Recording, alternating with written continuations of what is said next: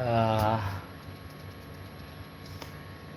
saya akan membacakan berita transfer sampai tutup transfer window September 2025 ya, yang tersisa waktunya tinggal 2 jam 22 menit 34 detik lagi di hari ini September 2025 ya. Kita akan mulai bacakan dari Nottingham Forest sign Chelsea striker. Nottingham Forest have agreed a deal with Chelsea to sign forward Donald McNeely. The 90 years old is likely to be loaned on straight away. Forest have also been in talks with Atletico Madrid about a deal to sign left back Javi Galan. We're also told deals to sign Botafogo full back Quibano and Starbucks winger Dilani Bakwa are progressing. Quibano was since meeting club official at Forest training ground today, while Bakwa had a medical ahead of a 34.7 million pound move. One player likely to leave is 19 years old defender Eric Moreira, who is accepted to join Rio F on loan. Next, Plymouth secure Maccabi loan. Plymouth have signed loan Maccabi on a season-long loan from Middlesbrough. The 19 years old who has been on borrowed books for a decade has played 3 league games for the club. Argyle boss Tom cleverly said Lau is an exceptional young talent who is highly thought of by everyone at Middlesbrough. He is technically very good, excellent on the ball, and will complement the style of play we are looking to implement perfectly.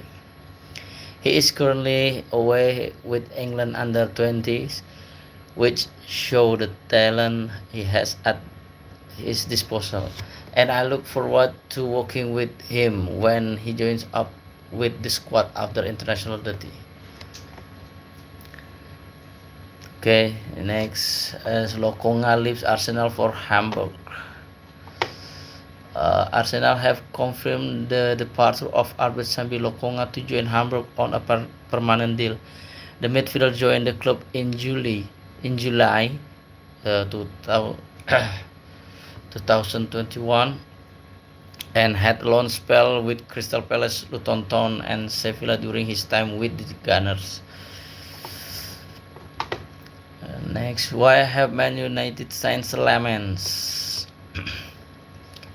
Manchester United have signed Senne Lamens with an eye to the now as well as the future. The 23-year-old keeper, tipped to be Thibaut Courtois' successor in the Belgium national side, is seen as the best solution to strengthen an underperforming goalkeeping department after a shaky start to the season by the likes of Andre Onana and Altay Bayindir. It's no secret they look at other options, for example the tried and test Emiliano Martinez at Aston Villa, but with all factors considered, and United felt Lamens was the direction they want to go in. Although Lamens has limited experience, only one season as a first choice number 1 at Royal Antwerp, United are confident in Lamens' potential to compete immediately, as well as having room to grow with a side that has the ultimate aim to win the Premier League title in 3 years' time. Okay, next, Isak's update. He's back Liverpool training center. Alexander Isak has now arrived back at Liverpool's training ground. Isak had left training ground to continue his medical offside. Alexander Isak has now arrived back at the Liverpool training ground as he looks to complete his British record-breaking transfer to the club. Okay, that's the Premier League down deals transfer news. Okay, down deals.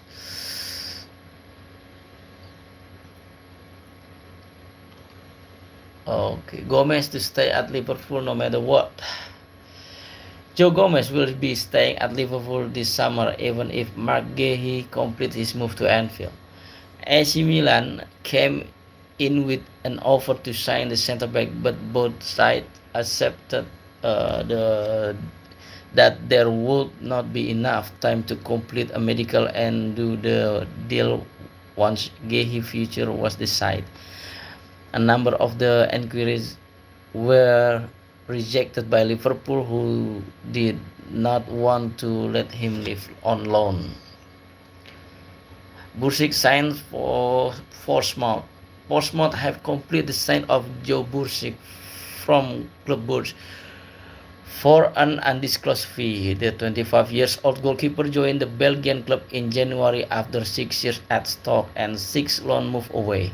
However, he did not make a first-team appearance for Bruges and played 13 times on loan at Hibernian in the Scottish Premiership last season. He has signed a 2-year deal at Fratton Park. Emerson leaves Hammers for Marseille. Marseille have signed Emerson Palmieri from West Ham in a permanent deal. Palmieri has not featured in the squad for any West Ham to Premier League match so far. The defender was also not involved in the club pre-season tour. West Ham have signed El Hadji Malik Diop and Kyle Walker-Peters, who are both ahead of him in Graham Potter's thinking left back. Okay, we're going to Bournemouth signing Milo Savjevic. Bournemouth has signed centre-back Velko Milo Savjevic from Red Star Belgrade. The 18-year-old joined on a 5-year deal. Ealing Jr. joins West Bromwich Albion. Samuel Ealing Jr. has joined West Brom on a season-long loan from Aston Villa. The 21-year-old spent last season loan at Bologna and Middlesbrough after signing from Juventus. He is still waiting for his first-team Villa debut. And Stuttgart complete signing of Leicester forward Elkhanous. Stuttgart have completed the signing of Leicester City forward Bilal Elkhanous. The initial loan deal include an obligation to buy and the total package worth £26 million. Role nearing Everton loan with obligation to buy. Letters from the Sky News Thomas and Alan Myers. The Marine Roll deal agreed between Everton and Freiburg in a loan plus an obligation to buy. It is understood there is an initial loan fee, £1.7 million, and the permanent fee could be worth a total of £19 million, so Everton could end up paying just over £20 million for the player, and there is thought to be a 10% sale on. Roll has been a Merseyside having a medical and finally seeing the move.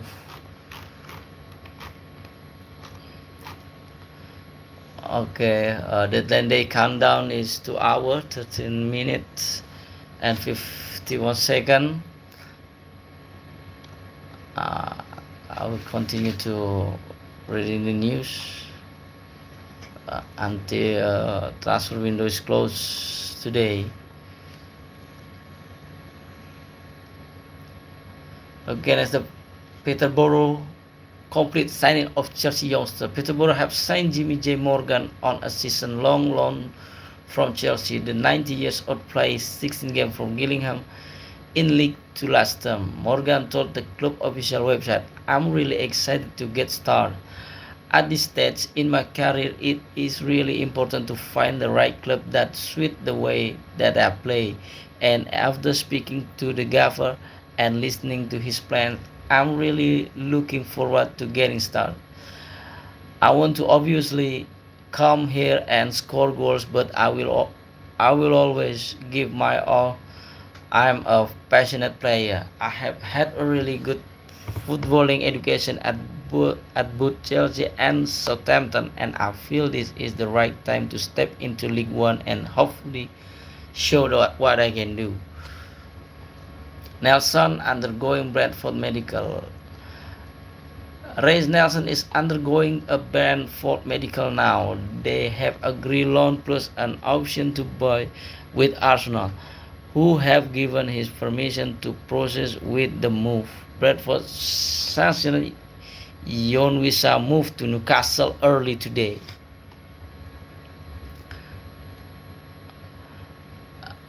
Lemans undergoing Manchester United medical. St. Lemans is undergoing his medical at Manchester United training ground Carrington this afternoon. United have agreed a deal for a Royal Outram goalkeeper for around £18.2 million plus add-on. Portsmouth in advanced talk for Chaplin. Portsmouth are in advanced talk with Ipswich over a loan. Connor Chaplin, the 28 years old, was a Pompey's books from 2003 to 2019. Before a move to Coventry, he played 122 times for the club in League One and League Two. Zinchenko to stay at Arsenal. Alexander Zinchenko potentially move to Marseille looks increasingly unlikely. Initial talks were held between the club. He now expected to stay. However, there was been interest from Turkey this summer and their window closed on September 11. Hincapié in Kiwior out. Piero Hincapié is finalizing his move to Arsenal from Bayer Leverkusen. It's understood he had a medical and agreed term. The deal is a loan with an option. The total fee is option is triggered is worth £45 million. Hincapié moves will also Jakub Kiwior to formally complete his transfer to Porto. Arsenal bought Kiwior from Spezia for £20 million in January 2023. Godo to join Starbuck despite conference interest. Martial Godo is set to join Starbuck from Fulham in a permanent deal. The deal is understood to be worth in the region of £6 million. The 22 years old winger had been the subject of strong interest from Coventry this summer. Leeds in talk for Wilson. Leeds are in talk with Fulham over the signing of Harry Wilson. Daniel Farke side are trying to bring in a forward before the deadline. They were in for Brighton Facundo Bonanote before Chelsea secured a loan deal for the teenager. Leeds have just 3 hours left before the deadline.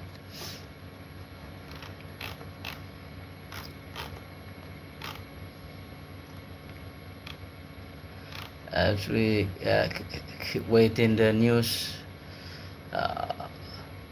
what's on Jackson move. Palmerston is a big fan of Nicholas Jackson and can't believe other Premier League clubs haven't tried to sign him. Murphy leaves Robin to join Robins. Bristol City Adam Murphy has joined Swindon on a season-long loan. The Irish midfielder has been an Aston Gate since January 2024, but he has yet to make an appearance for the club amid a number of injury issues. Julio not joining Palace as things stand. Igor Julio is not going to join Crystal Palace as things stand, despite completing a medical there this afternoon. West Ham are now in talk with Brighton and the player to try to complete a deal to take him on loan. Palace were adamant that they would only allow Mark Guehi to leave for Liverpool once they had a replacement in. That replacement was Igor. Sky Sport News has been told Palace have not called Guehi back from his medical with Liverpool in London. Instead, they are now looking at alternative options to fill their centre back void.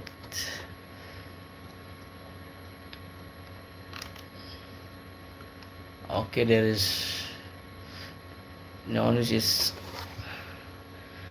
2 hour 7 minutes left until transfers window is closed. I hope you enjoying this video to reading news about transfer window in September 2025, and I'd like to know about Newcastle is completely signed Yon Wissa and maybe another player to play with the Magpies. Wolf signed striker Arokodare. Wolf have signed striker Tolu Arokodare from Genk in 23.4 million deal. The 24 years old joined on a 4 years deal. A 4 years deal that include an option to extend by a further 12 months. The Nigerian international was the top scorer in Belgium to flag last season.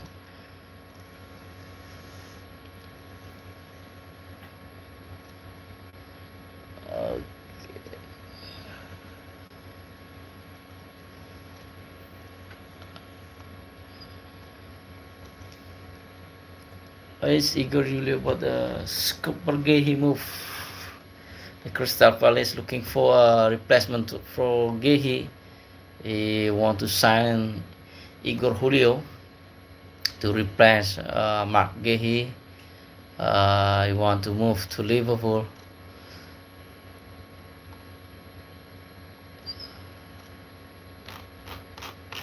Okay, we keep waiting the news update until transfer window close. Breaking: Gundogan in talk with Galatasaray. Galatasaray are in talk to sign Ilkay Gundogan from Manchester City. He is entering the last years of his contract at City. We know City is going to sign Donnarumma, one of best goalkeeper from PSG, and now Gundogan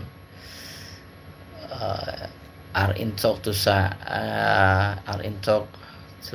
move to Galatasaray. We wait for the down deal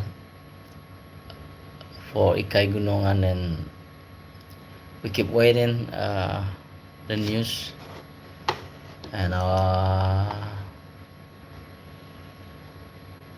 will read the news.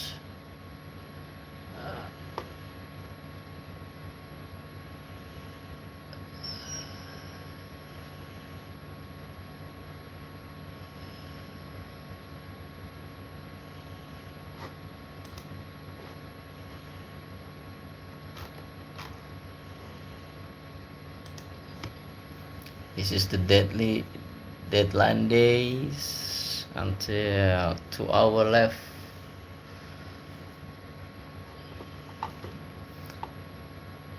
For this summer.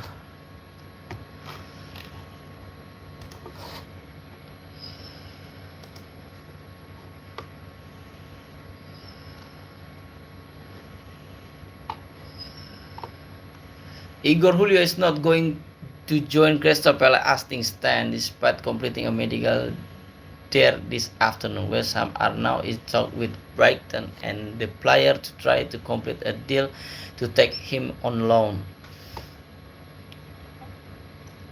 Is Very busy day until transfer windows close uh, in a couple hours.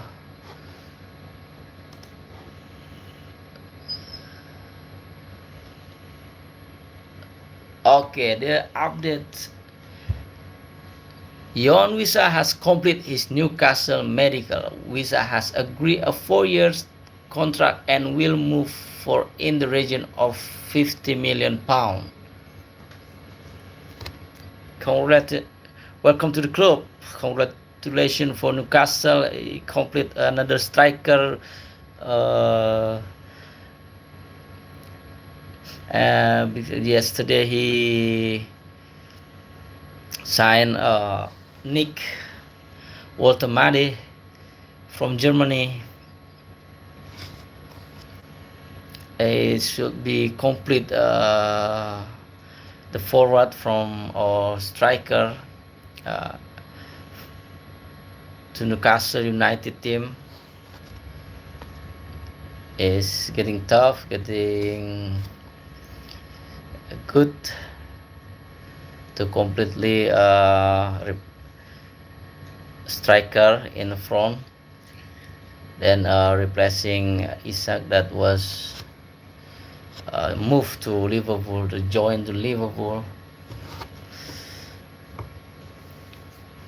Finally, Yohan Wissa has completed his Newcastle medical, and Wissa has agreed 4-year contract.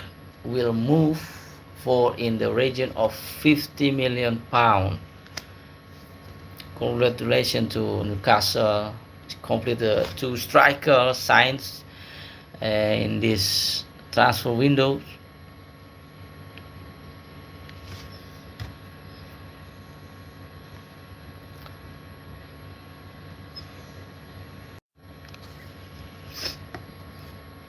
Hello, we still waiting in last 2 hours to deadline day countdown. Last 2 hours left until transfer window is closed. The last news is Wissa has completed his Newcastle medical. He agreed 4 years deal contract and move in the region of £50 million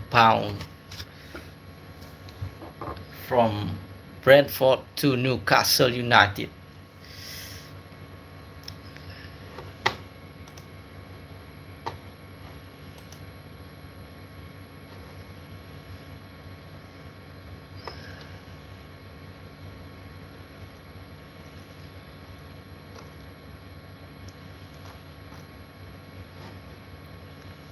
Okay, I'll share my life.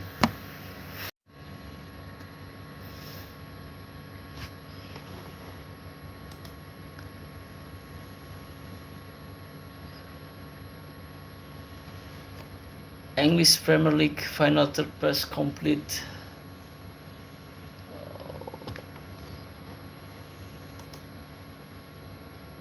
Intercept. Okay. Shot on target. Hello. Is still waiting 2 hours left until okay, in 2 hours to go. The big story. The clock is ticking down. It is 2 hours now until the transfer window shut. Here are the biggest story. Liverpool set to sign striker Alexander Isak from Newcastle in British record deal. Liverpool and Crystal Palace have agreed to £35 million deal for centre-back Mark Guehi. Bayern Munich have agreed a new £70.5 million deal to sign Chelsea forward Nicholas Jackson on loan with an obligation to buy. Royal Antwerp goalkeeper Sean Lemans has arrived in the UK and is on his way to Carrington to undergo his medical after Manchester United agree £18.2 million deal to sign the player. Newcastle have agreed 55 million pound deal to sign Brentford forward Yohan Wissa. Paris Saint-Germain forward Randal Kolo Muani is in London for medical ahead of his loan to move to Tottenham.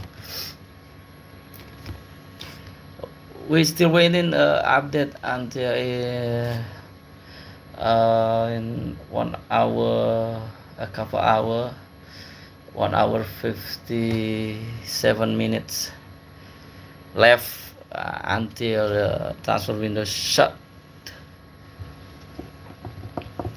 That's 2 hours to go. The big story is Alexander Isak has completely moved to Liverpool, and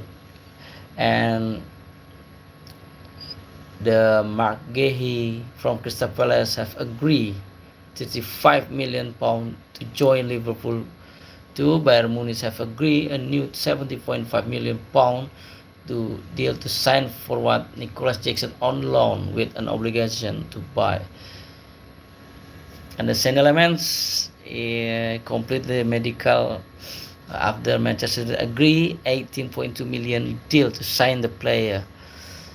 And Newcastle agree 55 million pound deal to sign Brentford forward Yohan Wissa. And last is PSG forward Randal Kolo Muani is in London for a medical ahead of his loan move to Tottenham. Okay guys, we're still waiting until the transfer window is shut today, and 1 hour left. It's around 1 hour left, 55 minutes.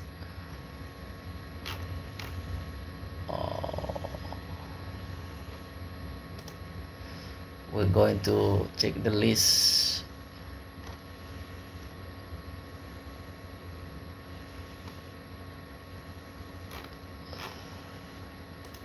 The latest news.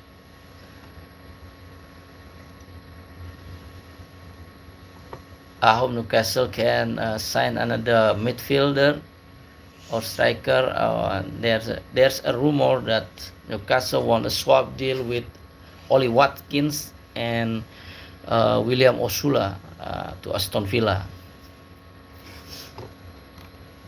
We'll see. Ilkay Gundogan are in charge to Galatasaray,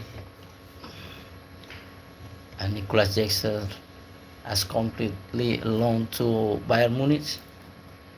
And then Bristol City, Adam Murphy has joined Swindon on a season-long loan. The Irish midfielder has been an Aston Gate since January 2024, but he has yet to make an appearance for the club amid a number of injury issues.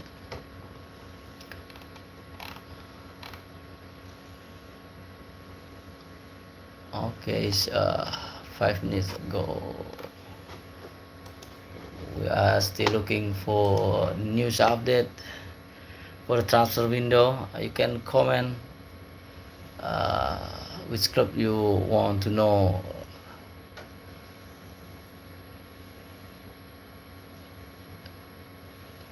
I never thought City were going to keep a clean sheet. Okay, Ilkay Gundogan, Igor Julio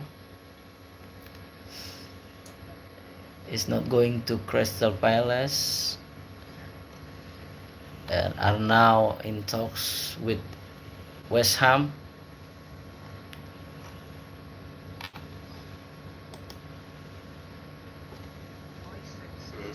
Liverpool are making hay while the sun shines, going for it, really loading up on talent to put themselves in a position where they're virtually impregnable while everything is behind them. I think it's brilliant strategic management. It's terrifying from a football standpoint. Adding Gehi and Isak to that team, in my opinion, makes them nailed-on favourites, and other clubs should be fearful and respectful of the way they're running their club. Nailed-on favourites? Well, yeah.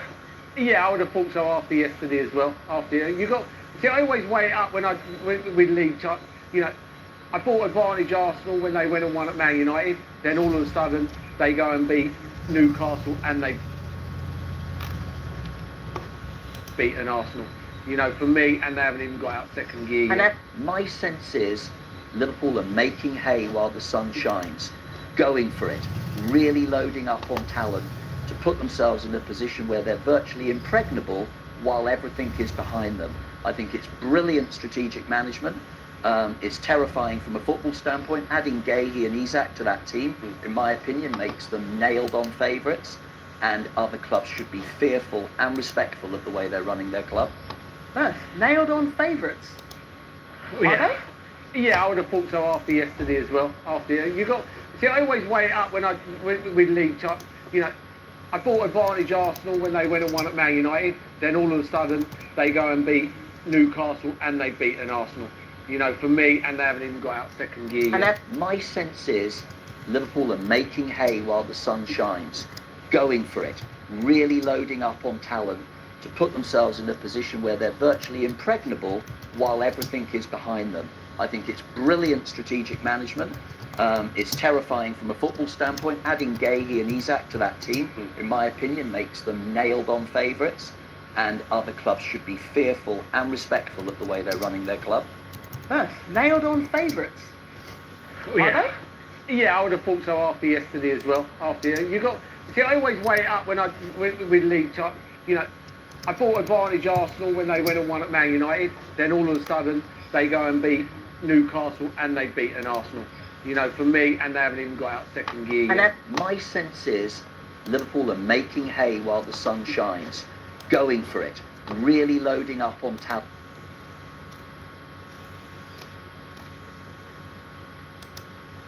Oh, I like him. I think he's a good player. I don't think it's all over now because he's signed. I don't see that. Problem is Liverpool haven't played well and they beat Newcastle and Arsenal. That's the problem. They haven't even got out, not played well. So it all depends. It's got to work. These things have got to work. You've got Salah on 1 week, it'll be Gakpo or Ekitike. It's got to gel. You can have the best players in the world, but if it doesn't gel and you have that chemistry, when Liverpool were at their best, it was Mane, Salah and Firmino. Firmino used to drop off, and then Salah could make them runs in, and Mane, and there's that chemistry.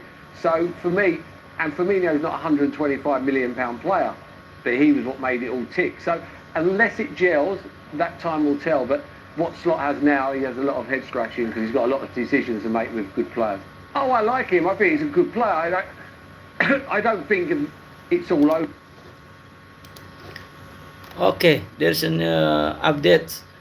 Portsmouth have signed Mackenzie Kirk from St Johnstone for an undisclosed fee. Welcome to the club, Mackenzie.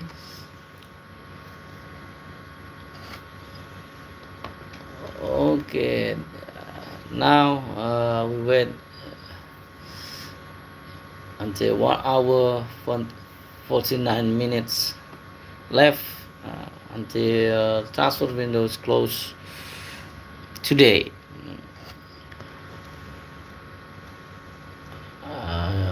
We'll read a recap in 2 hours to go to big stories in this transfer window. There is a Liverpool set to sign striker Alexander Isak from Newcastle British record deal. Liverpool and Crystal Palace have agreed £35 million deal for centre-back Mark Gahey, and Bayern Munich have agreed a new £70.5 million deals to sign Chelsea forward Nicholas Jackson on loan with an obligation to buy. Royal Antwerp goalkeeper Sean Lemans has arrived in the UK, is on his way to Carrington to undergo his medical after Manchester United agree a £18.2 million deal to sign the player. Paris Saint-Germain forward Randal Colomwani is in London for a medical ahead of his loan move to Tottenham. We're still waiting. Okay, I appeal for the Isak announcement. We are close to resolution in the saga that has run to length of his transfer window. Liverpool will pay a flat fee of £125 million for Alexander Isak. It will be a British transfer record, and 10 million pound more than the 115 million pound that Chelsea paid to Brighton for Moises Caicedo back in 2023. Isak will sign a 6-year contract here at Liverpool. He is back in the building as well. He arrived this morning, started his medical. He spent a few hours offside. He left the training ground at 1:15 p.m. but returned around about an hour ago as well.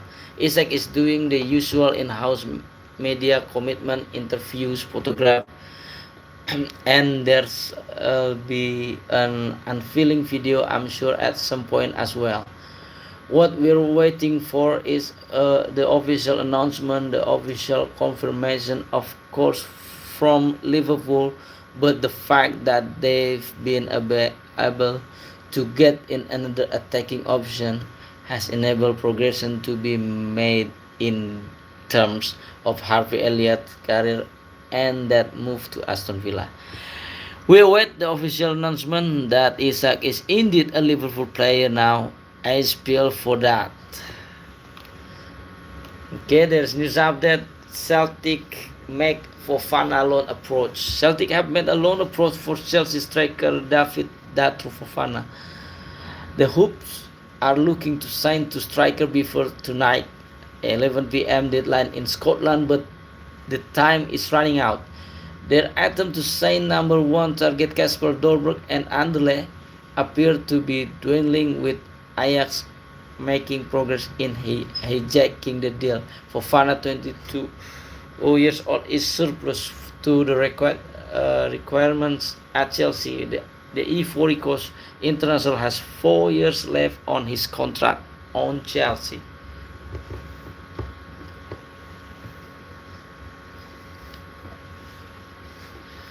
Oh, we still have time. 1 hour 45 minutes left until transfer window is closed.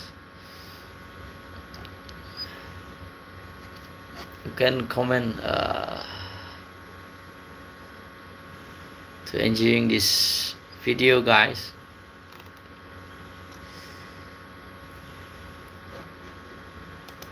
I'll keep refreshing the news. Okay, finally Bradford striker Yoane Wissa has completed his medical ahead of £50 million transfer to Newcastle United, with a further £5 million agreed in potential add-ons. The forward was briefly spotted at the private hospital in Newcastle early today, where he underwent scan and a medical finalized the deal. Wissa made the journey from London to Tyneside overnight, eager to see the transfer push through after protracted negotiation between the two clubs. Bradford has previously rejected two lower bids from Newcastle, the first £25 million before finally accepting the latest offer, more than double their initial valuation. For Newcastle, it represents a significant investment and a clear statement of intent, having secured the £69 million signing of Nick Woltemade late last week. The Magpies were keen to add a player with proven Premier League experience to bolster their attack. Wissa, who has established himself as a consistent performer in England top flight, fits that profile perfectly. The drawn-out nature of the deal has mirrored the lengthy saga that saw Alexander Isak leave Newcastle earlier in the summer, a move that required patience from all parties. Now, Newcastle have their man, with only the final confirmation from the club left to make the transfer official. Wissa is expected to inherit the vacant number 9 shirt following the departure of both Isak and Callum Wilson early this summer. The combined fees for their replacement, Woltemade and Wissa among the exact sum Liverpool paid Newcastle for Isak, underlining the club's strategic reinvestment in their attacking option. It's going to be good for Newcastle. He completely signed to striker with a Premier League experience. Now, Peterborough signed Wrexham defender. Peterborough have signed Tom O'Connor on a season-long loan from Wrexham. The 26-year-old defender was part of the Wrexham squad that won 3 successive promotions from the National League. Post boss Darren Ferguson told the club official website, "Tom has 3 promotions on the bones with Wrexham that tell me everything I need to know about him. He is a left side centre half, can play in a back 3 or a 4. He can play in midfield, has a lovely left foot, and is a proper winner. I couldn't turn it down when I knew he was available. He really want to come to us, which again give when we are in the table, show that we can still attract good player." Okay, we still have time, 1 hour 41 minutes left until the transfer windows close today in the deadline day countdown. I keep refreshing and looking for the updates. Okay, Saga Isak finally is done. Wissa finally done deal and completely medical in Newcastle United and completely signed to striker last year.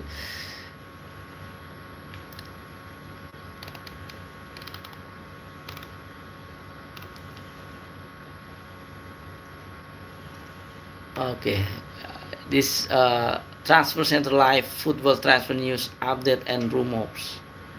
As I'm still waiting transfer news from Newcastle United. Maybe the swap deal Ollie Watkins and William Osula. It should be happen or no. It is rumor. And Fratesi.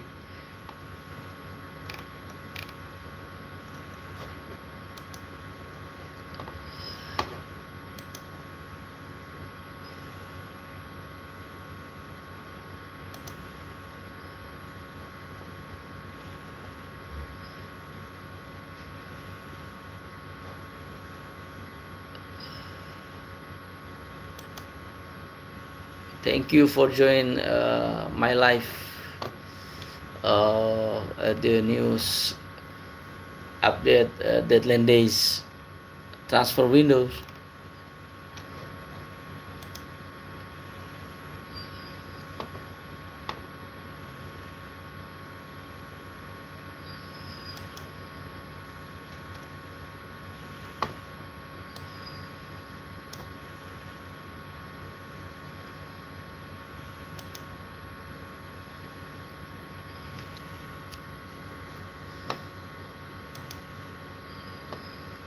Wow.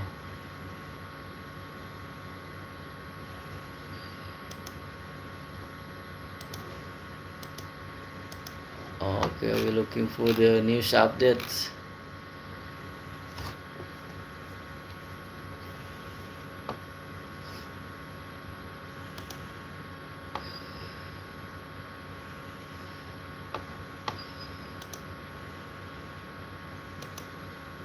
End of the month, perhaps.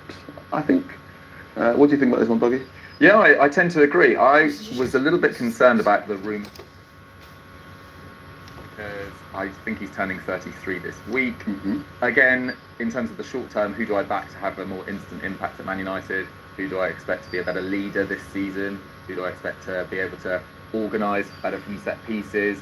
Probably Emi Martinez. But in terms of a long-term investment, this feels like a really shrewd bet basically on a player that's coming off a brilliant season. And now some people will say that what happened with Rasmus Højlund. The difference Hello. is there that you spent what, 70 million pounds on Rasmus Højlund. Welcome Lammens is arriving for around to 20 my million live euros. streaming. So in terms of a cheap bet We on are someone talk that about the does have news pedigree, if not update in a of top transfer five league, windows let's say, and this seems to have summer. enormous promise. I think it seems really sensible. Emi Martinez, yes, there's that leadership sort of factor for sure, but he's having what, 1-2 years at the top, and then you're looking to replace the goalkeeping situation as well. If Lammens works out, let's see, but it could be for the next 10 years, which is really, really exciting. Just quickly on some stuff in the chat. So we've asked the chat what's been the biggest and best deal of deadline day so far. Isak to Liverpool is coming out on top, then Gehi to Liverpool, which does have some doubts around it at the moment. And Jurgen Klopp memes, who must have had great material when Jurgen Klopp was in the league, says they need Mark Gehi updates urgently. Does Palace have a replacement? And I can go to my emails and see that Rob Dorset, Sky's football correspondent, has said that Crystal Palace have a long-term interest in AC Milan centre-back Stranja Pavlovic, but they are now actively exploring a deal for Pavlovic.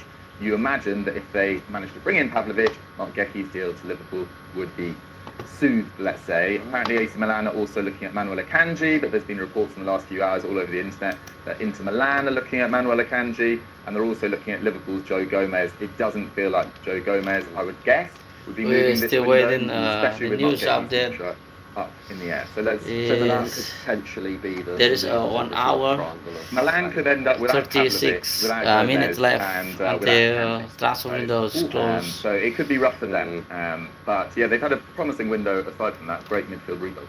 Yeah, interesting times at Milan. Let us know your thoughts about Sene Lamons if you're a Man United fan. Are you happy with the deal? Would you Halo, ini prefer siapa Emi ya? Martinez? If so, why? And yeah, Liverpool fans, get us Belum with tidur more of your nih. thoughts about Isak and Gehi as that situation unfolds. I guess we're on the subject of goalkeepers now. Gianluigi Donnarumma, his move to Man City expected to go through before the deadline. I mean, Doogie, while we're on the subject, what do you make of this one? Again, a former Milan keeper, highly coveted, but maybe a strange fit for Man City? I think slightly. I mean, Donnarumma is 26, and I really, really like him as a goalkeeper. He's been playing 10 senior seasons now already. That's incredible experience. He's approaching 100 caps for Italy. He's been player of a tournament at a winning Euros, dominating a penalty shootout, as we all remember, back in 2021. The pain lives on. But in terms of a fit for Man City, who've already spent £30 million or so on We James keep Trafford, waiting. I find it a little bit confusing, if I'm totally honest, because yes, this is a brilliant shot stopper. Anyone watched any Is part of the Champions League last year could have seen that. But he 1 does have hour some half. issues with balls at his feet. You know, it was a few years ago that he kind of cost PSG in a Champions League tie against Real Madrid. He's not a natural ball-playing goalkeeper. And so to spend over £50 million, £55 million on 2 goalkeepers this summer, it just feels like something that wouldn't have happened to Man City maybe 4 or 5 years ago when their business felt way more streamlined and effective and efficient. I am slightly confused by it, especially given the fact that at right back, they're playing Matheus Nunes or Rico Lewis seemingly for the entire season, which again feels like a massive hole in their defence. So I'd have potentially not invested in Donnarumma or gone for Donnarumma earlier in the window and not signed Trafford, and instead looked to strengthen at right back, because it does feel like one of their key issues this season. Yeah, interesting. I mean, Trafford's had a decent start as well, hasn't he, to his Man City career? I think he's already saved 2 post-shot expected goals, despite conceding 4 in total. A couple of great saves against Brighton on the weekend. Carl, I mean, so many transfers going on today, and it's been a pretty active final week of the window as well. Has there been a particular transfer or a particular saga in the last week that's particularly caught your eye? I mean, away from Isak, the obvious. A particular saga. Can I strike a theme with you? Okay, yeah. Love it. I'm a little bit confused by the business Aston Villa are doing right now. Okay, yeah. So, having watched Unai Emery teams for a little bit, we know Unai Emery likes to build functional teams, shall we say, rather than teams that are fun. Having watched Villa yesterday against Crystal Palace, there was a little bit about them that felt perhaps a little flat, or the very pronounced build-up patterns that Emery likes to build these things. You know exactly where Aston Villa want to put the ball, when the ball's at the goalkeeper's feet. It goes that way, goes that way, goes that way. If you can't go that way, goes that way, etc., etc., etc. And it seems like that's been figured out to some extent. by opposition teams and coaches because this is the Premier League. You can't see it more better. And it feels like someone's going to find it, be there at a football club or be there on Twitter, just making threads. So it seems like this team needs a refresh, it needs a reboot, and yes, we do know Okay, Aston Villa there's have huge PSR update. constraints. Watch Arsenal Palace fans in a last nightmare season, scenario I after think deal their weighted average collapse. was 96%, which is just mind-boggling if you're anyone old enough to remember what the term doing the leads means and the wages involved in doing the leads. So to be 96 was a little bit odd. So they had to be smarter than everyone else in how they were going to do this rebuild. They had to look at undervalued assets and perhaps Can they cheaper afford deals. to let And what it McGahey seems know? to be for me, the thing that's confusing me is that Aston Villa are once again looking at getting players north of 26 years of age who ideally want to hit the ground running, and you're going, okay, you're signing good players, but how does this make your team or squad better than what it currently was? And how does this also help you reduce a wage bill that you do need to reduce because you're playing this season in the Europa League compared to playing in the Champions League? So going out for Victor Lindelof. Okay, we want to hear the news from Crystal Palace about McGahey to join to Liverpool. Microsegmentation gives you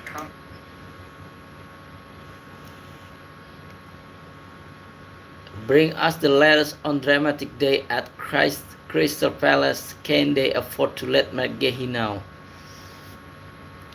I think there's a done deal, but not yet. Came in for Igor Julio, the Brighton centre-back, because we know that Igor has been at Crystal Palace's training ground all day. He's undergone a medical there with the full expectation that he would be signing on loan for Crystal Palace for the remainder of this window. That deal has collapsed, and instead West Ham are now in talks with Igor, and he's making his way, as I speak to you right now, from Crystal Palace's training ground over to West Ham's training ground to undergo a medical. Now that's a big enough story in its own right, but in the context of what's happening with, what's his name? With Gay? Mark Gay, thank you. God, it's one of those days, isn't it, on deadline day. Mark Gay, we were told, would only be allowed to go and complete a move to Liverpool once Crystal Palace had a replacement in the door. That replacement was Igor. It's not Igor now. So I've asked the question to a number of my contacts, does that mean Palace pull the plug on Mark Gay going to Liverpool? The relief for Liverpool fans here, the dismay for Palace fans is no, it doesn't mean that. Apparently Mark Gay will be allowed to go and continue to have a medical, complete his medical and complete a deal with Liverpool. Instead, Crystal Palace now, with just over 2 hours of the window to go, are looking at alternative centre-back options. They are desperate for centre-backs right now, having missed out on Igor. Let me tell you where we're at with them. We know that they are close to agreeing a deal and signing JD Canvo, the Toulouse centre-back. 24 million euros, that one, but he's 19 years old. They wanted to build him in slowly, one for the future. I was told that they were looking at Strahinja Pavlovic, who's the Serbian centre-back at AC Milan. Are they now going to revisit that one and bring him in? He's a top quality player. He's much more experienced. That would keep Oliver Glasner much happier, I think, if they could get that one over the line. But it's now a bit of a scramble in truth for Palace. Just to repeat, looks like they've missed out to West Ham in the battle for Igor Julio. He is now on his way from Crystal Palace's training ground to West Ham, where he will hastily undergo a medical and hopefully...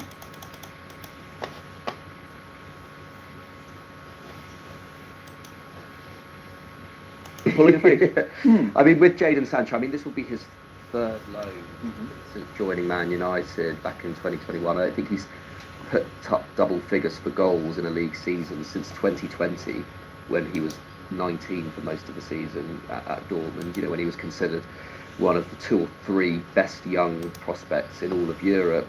I mean, Carl, I mean, what do you think's gone wrong for him over the years? Of course, we saw him you know, turn down and move to Roma as well earlier in the summer.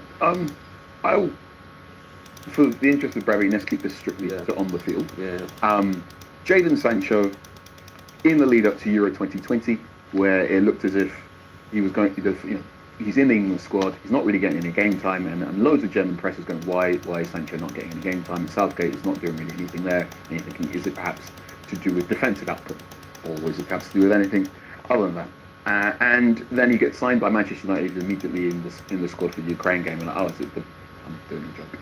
One of the things that was very obvious about Sancho at his first stint at Dortmund was, even though he played on the right wing, he is not a chalk on your boots burst passer fullback whipping the cross. He is what is colloquially termed as a half space boy.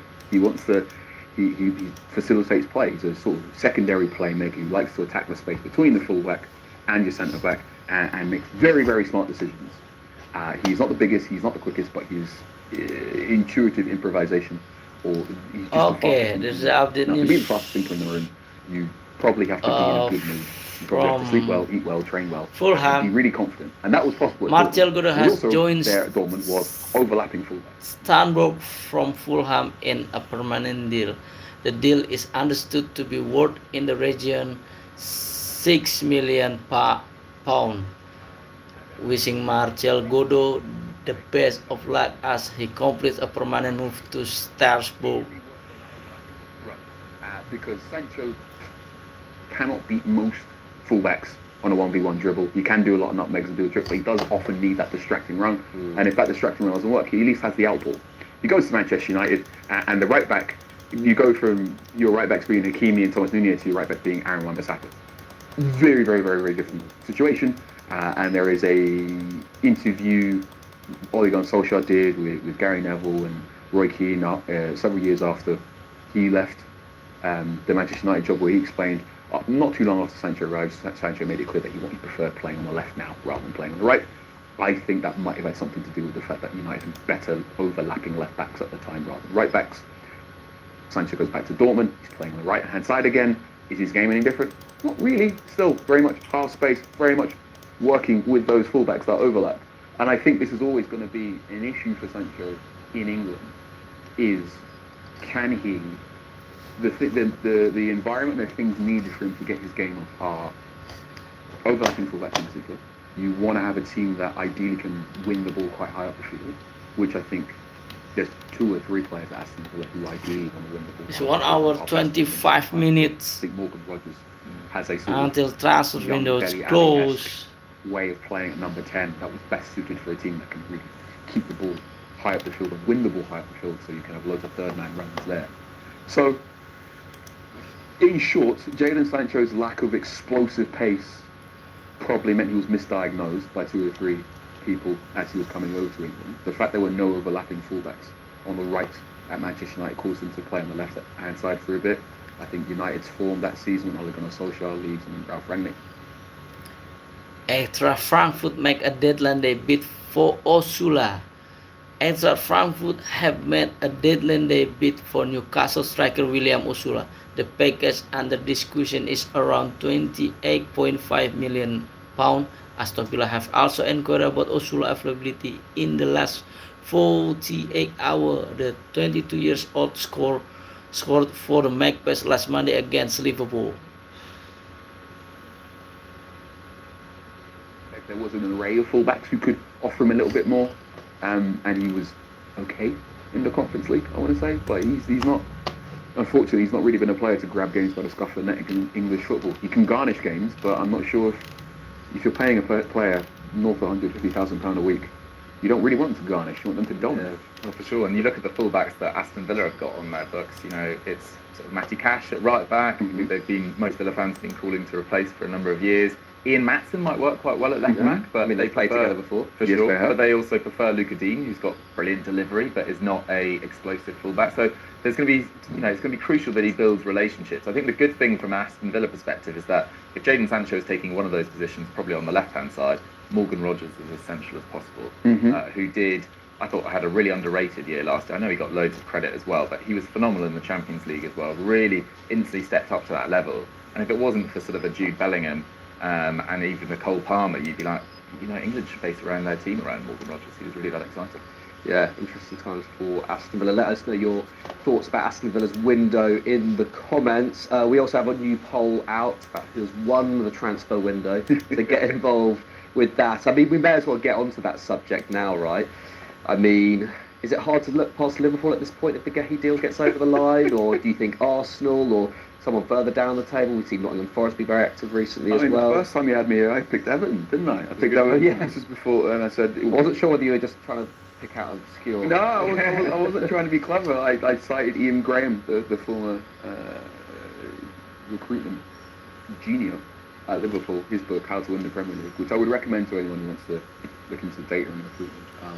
So his argument was it's only really a successful transfer if that player plays half of your Premier League minutes 2 years down the line, which completely cabalks this question if he wins the Premier League, because the answer is I seem to.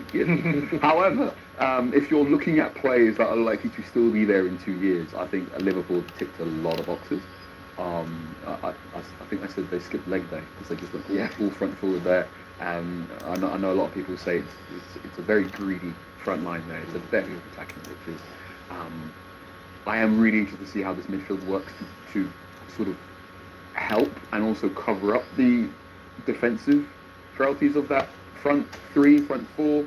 Florian Wirtz, who I'm a really big fan of, hasn't really struck it off in England just yet. 2 or 3 nice touches and really good ability to make the ball stick in place where you can't really make the ball stick. But I thought against Arsenal in particular, he wasn't aggressive enough for me, both on and off the ball. Szoboszlai's ended up being sort of the unsung hero, and I mean, he might end up playing a little bit more minutes at right back to the or they can all figure this out. So for me, I said Everton last time, so I'm going to stick with Everton. But yeah, Liverpool as a honourable mention. Yeah, fair enough. And what have you made of Jack Grealish? I think since we last spoke, Jack Grealish has, exploded again. He's back. He just seems really happy. I think you look at social media, you look at his Instagram, you look at the way he's interacting with Liverpool fans. Oh my goodness, I'm so sorry. Fans in Liverpool is what I meant to say. The way he's interacting with the Everton fans, it looks nice. It looks like he has a degree of attacking freedom that was not present at Man City. It looks like he's relishing that. We know Grealish is he likes a pint, but he also likes to train very hard when it's time to work.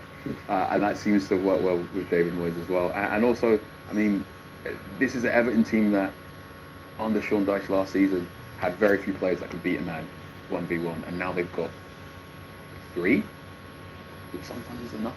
I think they're going to be comfortably in the Premier League middle class on the end of the season. What are you making of them? What are you making of Grealish? I think it's so fun to watch him, isn't it? He just looks so free once again. I mean, one of the assists was like a sort of 2-yard late. Oh yeah, of course. But still, like, to see him with this level of freedom is just so exciting already. And Kiernan Dewsbury-Hall, I loved his goal on the weekend as well. It does look like they've had a brilliant window, because it was only in sort of maybe the first week of July they seem to have about 15 players on their books after releasing the older generation, the Calvert-Lewins and the Doucourés, who have performed for Everton in fits and starts in the past. But it does seem like a much more complete squad than in previous years as well. I'm excited to see how Tieno Barry does when he eventually probably becomes the first choice, I would probably say, over Beto, who Moyes has had some sort of, not run-ins with, but has asked for more basically at various points. So Everton feel like they're in a brilliant position, and every report that you hear of anyone that's been to their new stadium as well says it's an absolute amphitheatre, and the noise is filled really effectively, and the atmosphere is just absolutely brilliant. So exciting stuff. I've seen photos all over social media of Man City's İlkay Gündoğan holding up a Galatasaray shirt. So he is off to Galatasaray by the looks of things. There's update news. I'll read for you. Newcastle Nicholas Jackson flew into Munich on Saturday morning, and he liked it so much he didn't want to leave, even when he got a phone call from Chelsea saying, "Nicholas, come back to London. You are a Chelsea player. We need you back because Liam Delap is injured."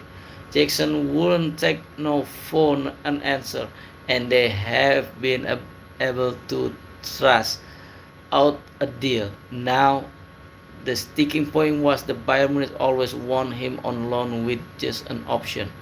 What Chelsea want after Liam Delap was injured was a permanent move or an obligation to sign him next summer, and I think now they've got an element of an obligation in the deal that they agree. What Chelsea want after Liam Delap was injured was a permanent move on obligation to sign him next summer, and I think now they they've got element of obligation in the deal that they've agreed. Now Donnarumma letters, City running out of time. Last we were told there was a bit a distance between Gianluigi Donnarumma and City, and time is running out for that deal to get done. There is still some work to be done there. Will he be a City player? I have a feeling he will, because this deal has been in motion for a while now. Their conversations are happening, and we know Donnarumma wants to leave as well. If that were to happen, it would free up Ederson to leave City, and we believe there is a possibility for him to go to Fenerbahce in Turkey after 8 seasons at City.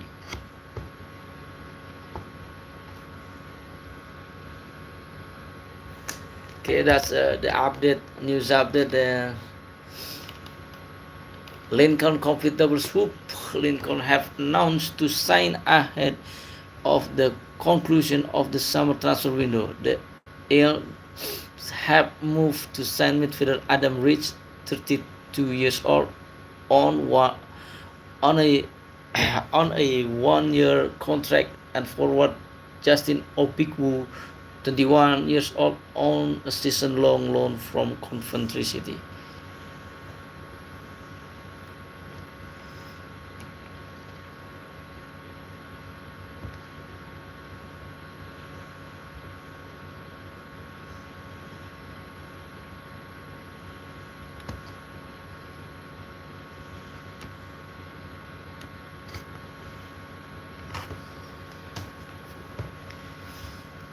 Okay, we still wait the news. Robbie is the sort of Romario, Sergio Aguero short bull of the striker, huge thighs, and we haven't seen that sort of striker since Aguero left, really. So I'm really excited to see how that body type, for lack of a better term, manages in this land of giants, as more than one Premier League manager likes to describe him. So yeah, very excited to see him. I hope he has a great season, and I hope I get to interview him soon, because he's hilarious. Yeah. And final point on Sunderland, we've got some absolute units at the back, which is always Yes. fun. Mukiele, Alderete, Dan Ballard on the bench. I'm excited. Yeah, Alderweireld has had a great start as well, hasn't he? I mean, speaking of fellow relegation candidates, Wolves. I mean, they've signed the kind of opposite from Brobbey in Rokadare today, keeping Jorgen Strand Larsen as well. So despite that worrying start, 3 losses from 3, you've still got Hwang on the books, still got Kaladzic in the squad as well. At least they do have quite a lot of depth at centre forward. Speaking of centre forwards, though, I mean, the Chelsea situation, I think, is really interesting. I mean, the Nicholas Jackson saga, I mean, that has been one of the most entertaining ones of recent years, I think. They're now set for that move to Bayern on loan, seemingly very good financial deal with Chelsea, could be collecting up to 70 million euros for him. But Carl, I mean, Mark, you recall from Sunderland, but that's a lap injury on the weekend. Joao Pedro. We still wait the update, news update for Deadline Days. Is 1 hour 40 minutes left until transfer window is closed, and the news is Wigan have signed Ollie Cooper on a season-long loan from Swansea. The 25 years old has been on the Wales club books since 2011 and played 34 games in the Championship last term. And Lucas Martin Nygaard has signed for Danish side Brabourne on a season-long loan. The 19 years old goalkeeper joined Arsenal last season and was a part of the 2024 first team pre-season tour of the USA before making 13 appearances across all competition for our academy last campaign.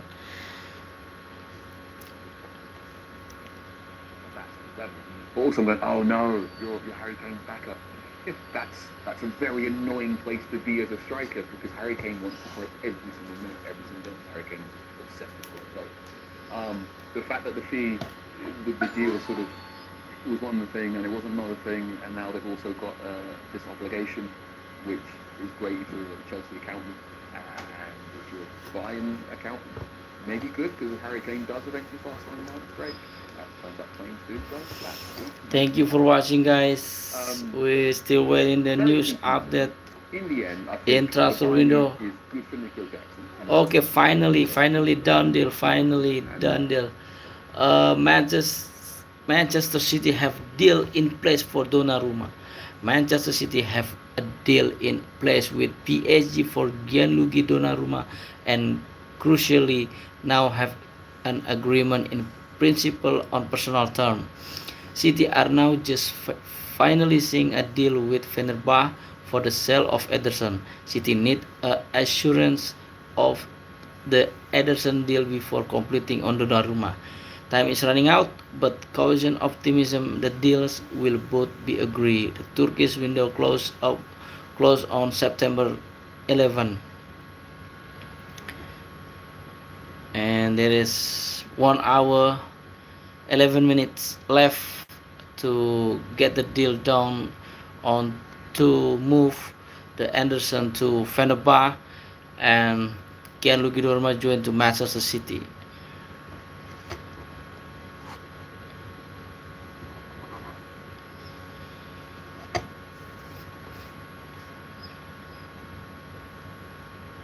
Alright guys, thank you for watching my live streaming to talk about the deadline day transfer window September 2025, especially the transfer windows for Newcastle fans around the world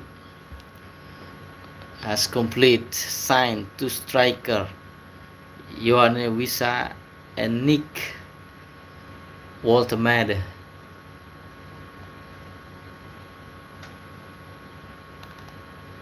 Okay, we're still waiting a couple hours. 1 hour 10 minutes left until transfer windows close. Hope you enjoyed this video to see what happen next in a couple hours. I hope there is a surprise signing from Newcastle. I'll read them out in the next 15-20 minutes or so. I mean, I guess speaking of Arsenal, let's get on to them because, you know, a loss in one of the, you know, the first big title race fixture on the weekend. See, that's obviously like free kick. Somehow haven't seen that. Go and watch it after this stream, ideally. Just rewatch Ref Cam on yeah. the Ref Cam. That's I think that's the first iconic Ref Cam It was of the season, isn't it? Hopefully we'll get a tunnel brawl at some point. But Okay, that's news update. Letters on Akanji and Gundogan potential departures. Last we were told there was a bit of distance between Gianluigi Donnarumma and City, and time is running out for that deal to get done. There is still some work to be done there. Will he be a City player? I have a feeling he will because his deals has been in motion for a while now. The conversations are happening, and we know Donnarumma wants to leave as well. If that were to happen, it would free up Ederson to leave City, and we believe there is possibility. That's the latest on Akanji Gundogan potential departure. Okay. And the Birmingham deal for Yang collapses. Birmingham City, £3 million deal for Celtic winger Yoon Jun Yang has collapsed. It's understood the English Championship are unable to complete the transfer in time for tonight's 7 p.m. deadline. Yang had travelled to England to prepare for the move and is now due to head back to Glasgow. Unfortunately,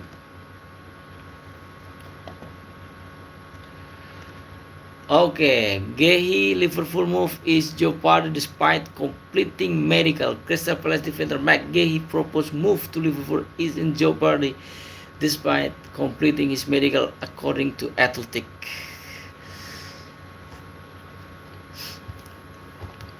Wycombe have signed Donald McNally on a season-long loan after the striker permanent moved from Chelsea to Nottingham Forest.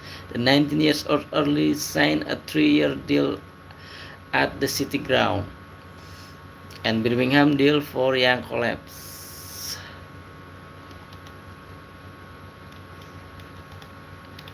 Okay, we're still waiting for the update news. The news update for transfer window is just an hour, 7 minutes left. The transfer window is closed.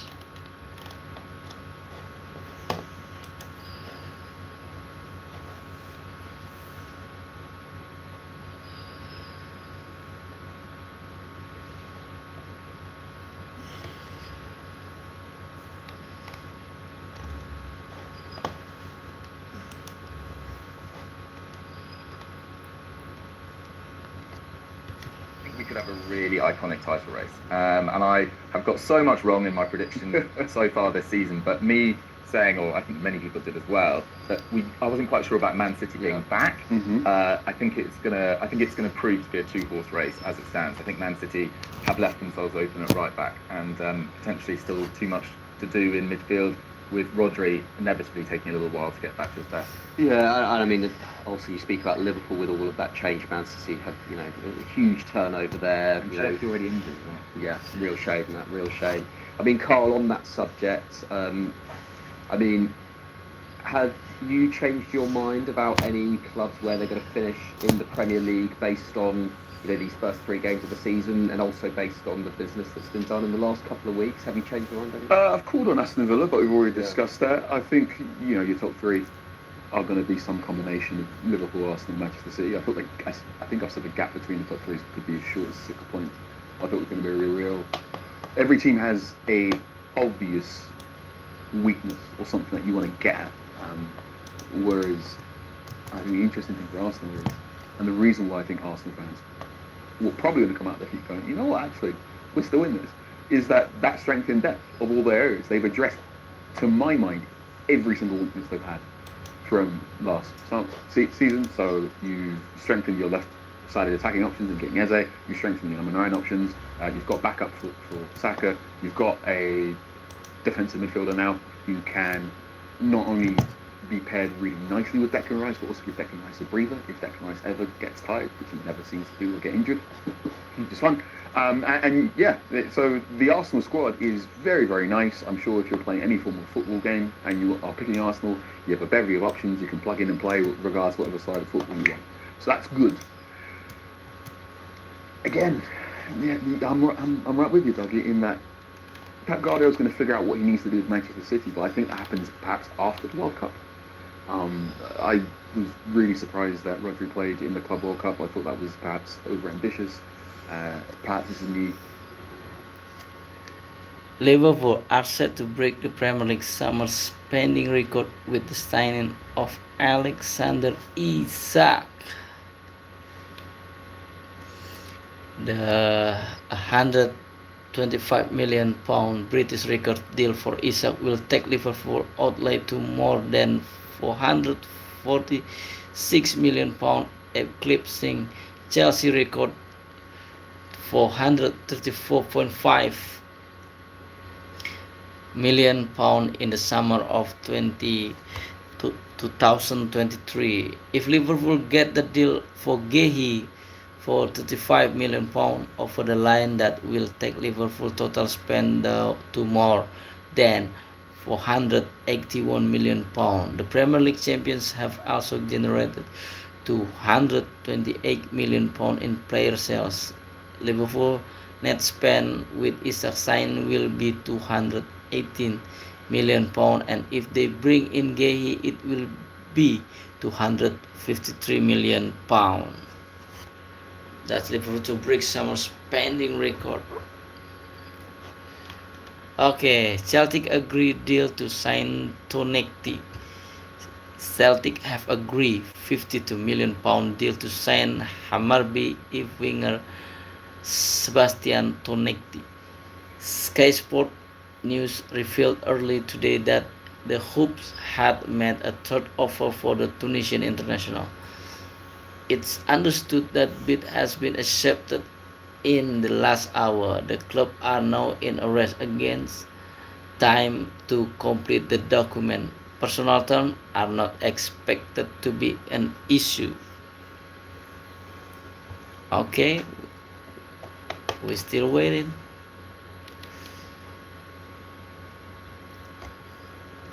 Chelsea's record of 434 in summer of 2023, but they have generated £228 million in player sales as well.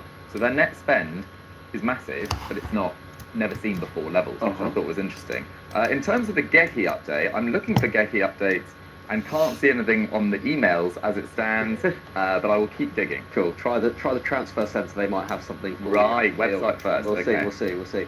But at least from what I could gather in my ear, there are potentially some doubts over Gehi still yet to complete his medical, but we will get the official line to you guys as soon as possible. Let us know your thoughts about the conversation we've been having. Are there any moves or business in general over the last 2 weeks that's changed your mind about the title race? Do you still think that Liverpool are going to retain their title? Do you think Arsenal, despite that loss yesterday, are still in a strong position? Doogie, anything? Oh, well, I've got an update from Carl's employers, The Athletic, which their article is running on the transfer centre, and their report suggests that the deal is at a stumbling block with Palace struggling to find an adequate replacement. That's as it stands at 5:58 with an hour and 2 minutes before the deadline. So it does look like Mark Gehi's deal to Liverpool is in serious jeopardy.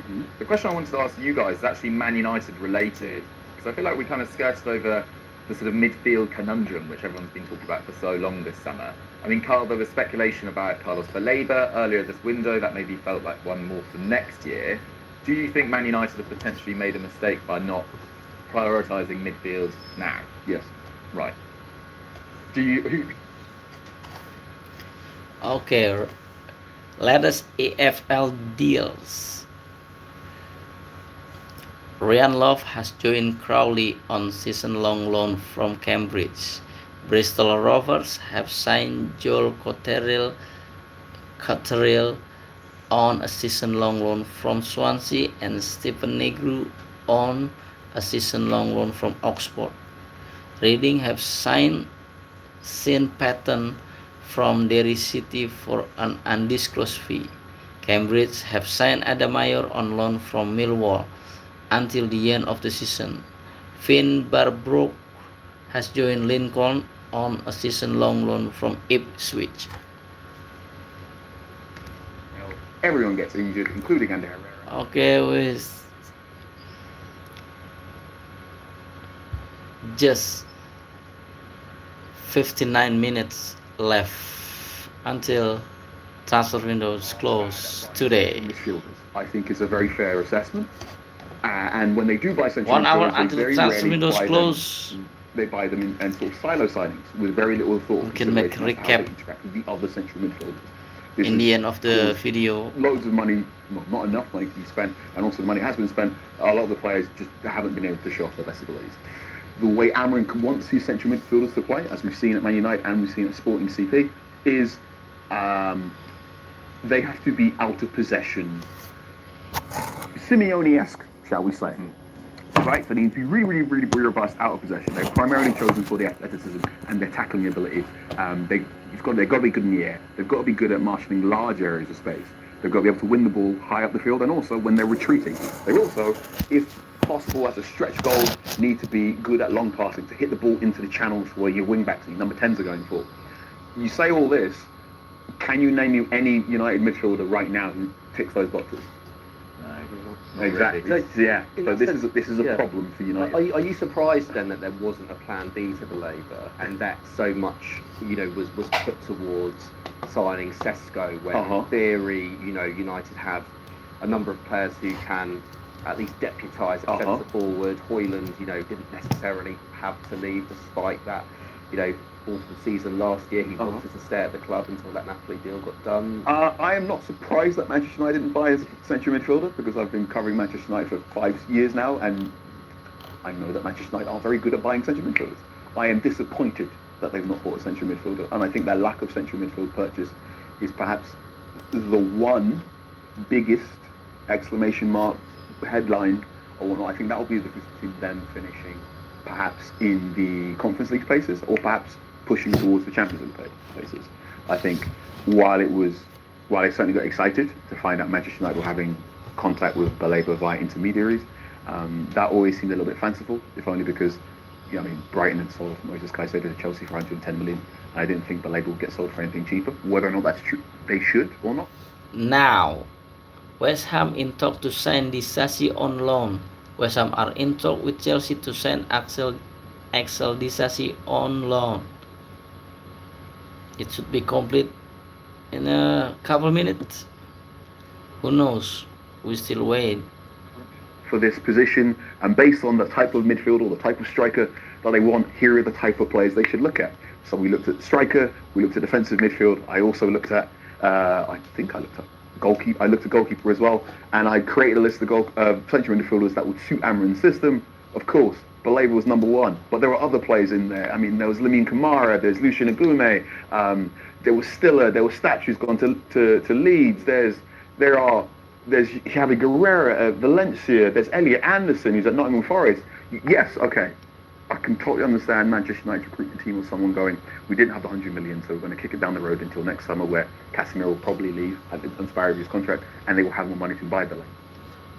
No move for Sterling. 2 years left on his Chelsea deals. It looks like Raheem Sterling is staying at Chelsea unless something unexpected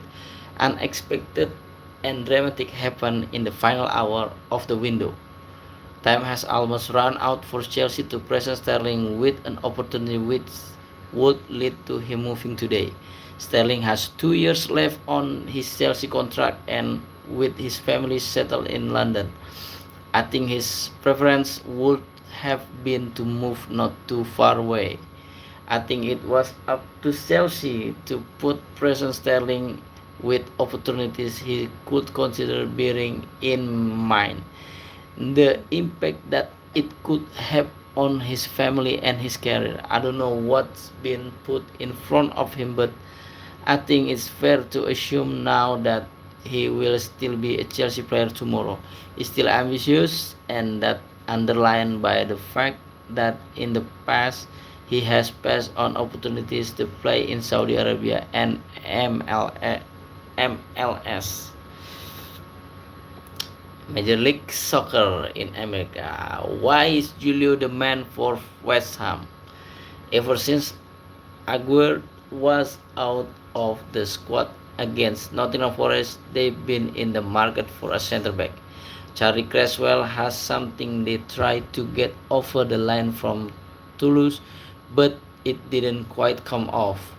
Brian Arnim was another one from Braga, a German under-21 international, but it looks like Igor Julio is going to be the one they end up with his Brighton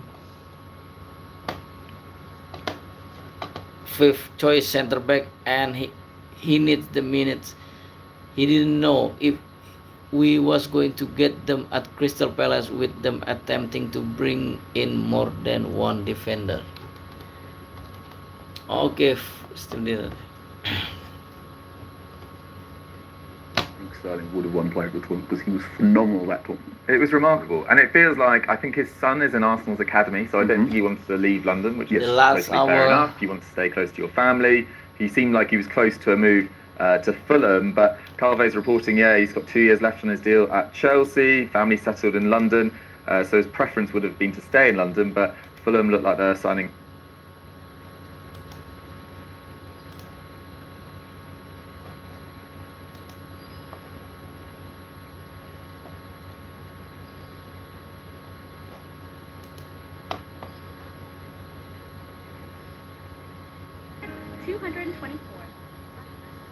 Okay, still waiting the final hour.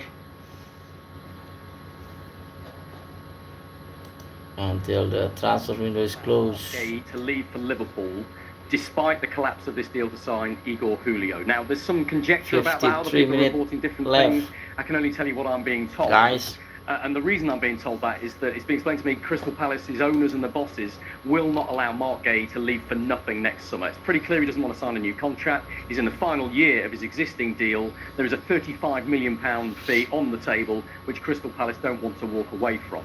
Nevertheless, they have a real problem now in getting a replacement in. We've been told all window long that Crystal Palace would only allow Gay to leave if they had a replacement in the door. That has now failed because Igor Julio is going to West Ham instead of Crystal Palace. He's left Crystal Palace's training ground having completed a medical, and he's now heading to West Ham to complete a medical and complete a loan deal there. Now, different people are saying it was Igor who pulled out of that because he didn't think he was going to get enough game time. Some have said to me that Palace pulled out of that deal with Igor because they didn't think he was fit enough, having missed so much football in the last 6 months or so. The wheres and wherefores of that will probably be unpicked or never known. But the fact of the matter is, Palace are struggling to find a replacement for Mark Gay. They are looking at Pavlovic, the AC Milan centre-back. They've had a long-term interest in him, but can they get that over the line? Can they persuade AC Milan to let him go when they're hunting a centre-back of their own? All of these questions to come and to be resolved with 52 minutes left. It's extraordinary that Palace are in this situation. Yeah. It may have a huge impact on Oliver Glasner and his relationship with the club, because we know he is quite angry. He's spoken out against the club yesterday, saying that he hasn't got the resources and he thinks he's not being backed in the transfer market. If Mark Gay leaves and they don't get a replacement in the centre-back, he will be furious. Yeah. And that will be a difficult situation for Palace to manage. But an awful lot can happen in those 52 minutes. Crystal Palace fans hope to God that it does happen. It doesn't seem like long, does it? 52 It's not, minutes. but I think that you have to bear in mind that clubs do a lot of work in the background on players and they don't necessarily follow deals through. They're not trying to do somebody they never spoke to or they've never approached in the next 51 minutes and 49 seconds. It will be players they know of that they've talked about that are potentially available that they're trying to get over the line. But can they get it over the line? That's the key question. Yeah, busy 51 minutes for Crystal Palace and for you as well. Rob, thank you. There was almost like a gasp from this table that this one is going up and down. Clinton, I've got to come to Mark Gay. What is the best situation for Palace here? Because it is that situation. Do they get the fee for him or do they keep him? The best situation for the fans and the players would be to keep Mark Gay, but you've got to understand it's a business, and it's the chairman's business. And at the end of the day, you can't expect a player of his quality to leave on a free transfer. You can't let him do it in the summer. I would have loved for Mark Gay to stay, but 35 million, I think, and to go to Liverpool, who I do think fantastic football club, he's only going to progress his football career. But I don't know, unless Palace get a replacement, if they can afford to let Mark Gay go. They can't, because they have a problem. They have a problem with not replacing him, and also they have a problem with Oliver Glasner, because we've all heard how much Oliver Glasner wanted to keep Mark Gay. So if you lose your best centre-half in the back three that's been fantastic, and you don't bring any defender in, Palace are in trouble at the back. And that's not being disrespectful to the other defenders in there. He is a key person today. So I heard what everyone's saying, but I think at the moment, if they don't get a replacement, Mark Gay could end up staying there. I don't know that for sure, but that's what my reckoning is. Go on, Chris. So, if Gay ends up going, is still Gay deal still on? I'm told by two sources at Crystal Palace that Mark Gay will still join Liverpool even after the Igor transfer collapse. There is some conjecture about that, but I can only report what I'm being told. But the fact of the matter is that Palace are struggling to find a replacement for Gay, and we have been told all through the window that Palace will only let Gay go if they have a replacement through the door. Extraordinary development. Okay, time is running out.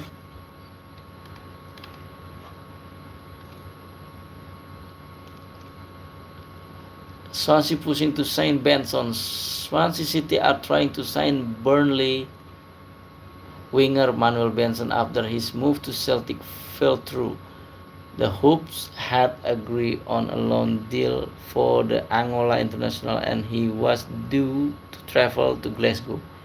However, after Birmingham City £3 million deal for Yoon Jun Yang collapsed, Celtic pulled the plug on Benson move. Swansea are now in a race against time to secure the 28 years old player. Time is running out, guys. Well, it could 48 be, and minutes I think left that's a worry for a lot of Crystal Palace until fans because of transfer the brilliant windows job close. that he's done there, and you can see he's very strong on it, isn't he? You know, I want Mark Gahey to stay unless I've got a very good replacement, and you can completely understand that. You know, I did the Crystal Palace game against Forest, and I looked at the bench, and it was quite a threadbare squad. You know, they need additions. They've got more football matches coming up, and I think to lose, obviously they've lost as a quality player. We all know what he can bring. You're losing not only what he does on the pitch, but it's that leadership quality, that real big character that he also provides off the pitch. So, yeah, I can completely understand where Glasner is here. So, of course, he'll be desperate to keep hold of him. But as Clinton says, it's a business and they'll be looking at the finances. Sue, thanks so much. Well, goalkeepers continue to be in the spotlight this transfer window, with both Manchester clubs looking to recruit a new number one, and arguably, well, the best goalkeeper in the world is on the market. Italy keeper Gianluigi Donnarumma is on his way out of PSG. We've got reporters at Manchester City and at Manchester United. We can go live first of all to Sani Radradula, who is at Manchester City's training ground. Sani, do we expect Donnarumma to be a Manchester City player this evening?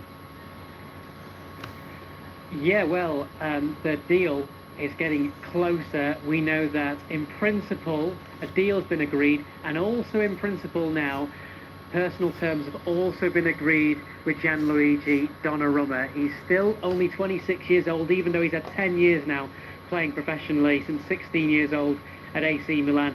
Surplus requirements at PSG. We know he had an emotional farewell with the club president Nasser Al-Khelaifi earlier this week. So that deal is getting very close now. The thing that's holding it all up now is whether Ederson is okay with leaving City and agreeing a deal to Fenerbahce in Turkey. And the added complication there is the Turkish transfer window doesn't actually close till September the 11th. So although City have got Donnarumma all in place and lined up, they'll only do that deal once Ederson, that deal's done there, and not necessarily Fenerbahce have the same sort of time constraints as we have here with our 7 o'clock deadline. So that's one that might just keep rumbling on. Yeah, it might do. You mentioned Ederson then as a potential outgoing, but tell us about another couple who might be on their way out of the Etihad. Well, we know that Manuel Akanji, for starters, is having advanced talk City and Inter Milan on signing him. He's had 3 seasons, you know, as part of the treble-winning team for Manchester City. Of late, hasn't been able to make it into the starting 11, certainly against Brighton in that defeat. He wasn't involved there, he was on the bench as an unused sub. So it looks like Manuel Akanji will be leaving City for Inter Milan. And the other one, club captain Ilkay Gundogan, who's been an absolute legend here at City, first in his first 7 seasons before he went to Barcelona and came back last season. And was, you know, he had a pretty decent output numbers-wise, but he's 34 now. He's getting on a bit, and it looks like his time at City is coming to an end. He was also an unused sub, by the way, against Brighton. And Galatasaray is where we know talks are ongoing there. So 2 players leaving in Manuel Akanji and Ilkay Gundogan. Gianluigi Donnarumma is one that could be coming in. All depends on whether Ederson goes now as well from City. Yeah, intriguing times. Sani, thank you. Michael, it's a fascinating situation, this goalkeeper merry-go-round that we've got going. But let's presume Donnarumma does make his move to City. Is he that type of player that they need right now? Is he an upgrade on James Trafford? Is he an upgrade on Ederson? Depends what you want, and it depends which way Pep Guardiola wants to play. And we know he likes to play the ball out from the back. And I'm a huge fan of Donnarumma. I think that Nisbet close to Aberdeen return. Aberdeen are close to agreeing a deal for Millwall striker Kevin Nisbet. It's understood that the club are ironing out the finer details on a permanent transfer. The Dons want the Scotland international to rejoin after a successful loan spell last season. Morrison are worried for Glasner's future. Clinton Morrison speaking to Sky Sports News, they not only have a problem with Mark Gahey, but also with Oliver Glasner. We all know how much Glasner want to keep Gehi, so if you lose your best defender and don't replace him, Palace are in trouble. At the back, Glasner is key. I fear for Glasner. Okay, in 45 minutes to go, the biggest story is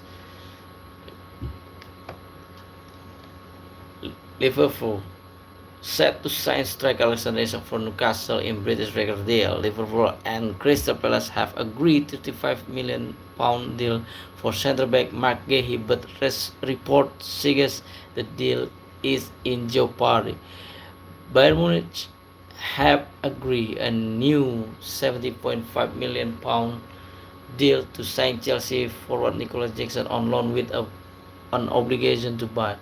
Royal Antwerp goalkeeper Sean Lemans has arrived in the UK and is on his way to Carrington to undergo his medical after Manchester United agree a £18.2 million deal to sign the player. Newcastle have agreed £55 million deal to sign Brentford forward Yoane Wissa. Paris Saint-Germain forward Randal Colomwani is in London for a medical ahead of his loan move to Tottenham. Manchester City have a deal in place with PSG for Gianluigi Donnarumma and crucially now have an agreement in principle on personal terms. Lemans, the Belgian international, and you have to say, I mean, the initial approach United made just over a week and a half ago, they really followed up that interest to really execute that interest in particular, because we've been told throughout really that Manchester United have been exploring their options in that position, and you mentioned one of them there in Emiliano Martinez, but they decided to go for the young Lemans. I mean, I just heard Chris Boyd there talk about Donnarumma and the many years he has left to play. Well, I think that goes for Lemans. At just 23 years old, he's just had one really full season being a first choice number one in the Belgian league.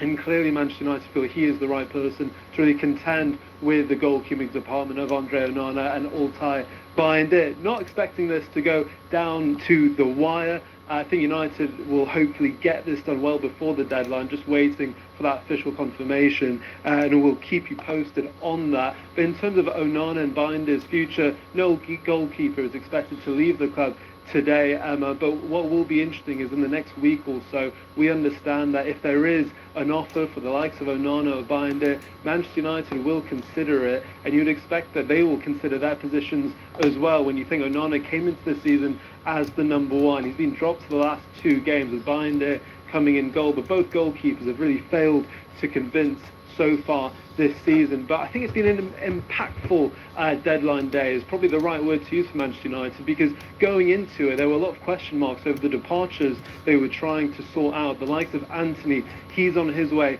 back to Real Betis on a permanent deal. Jadon Sancho, what was going to happen with him? Well, a deal was agreed a bit earlier today to send him on loan back to Aston Villa, just like we saw Marcus Rashford last season, with them covering 80% of his wages, and we're still waiting for official confirmation on the likes of Rasmus Højlund, and we saw earlier in the window Alejandro Garnacho and Marcus Rashford sorted with their respective deals as well. So for all of these conversations around the players not involved in Ruben Amorim's plans going forward, the question marks were, could the club sort out their futures?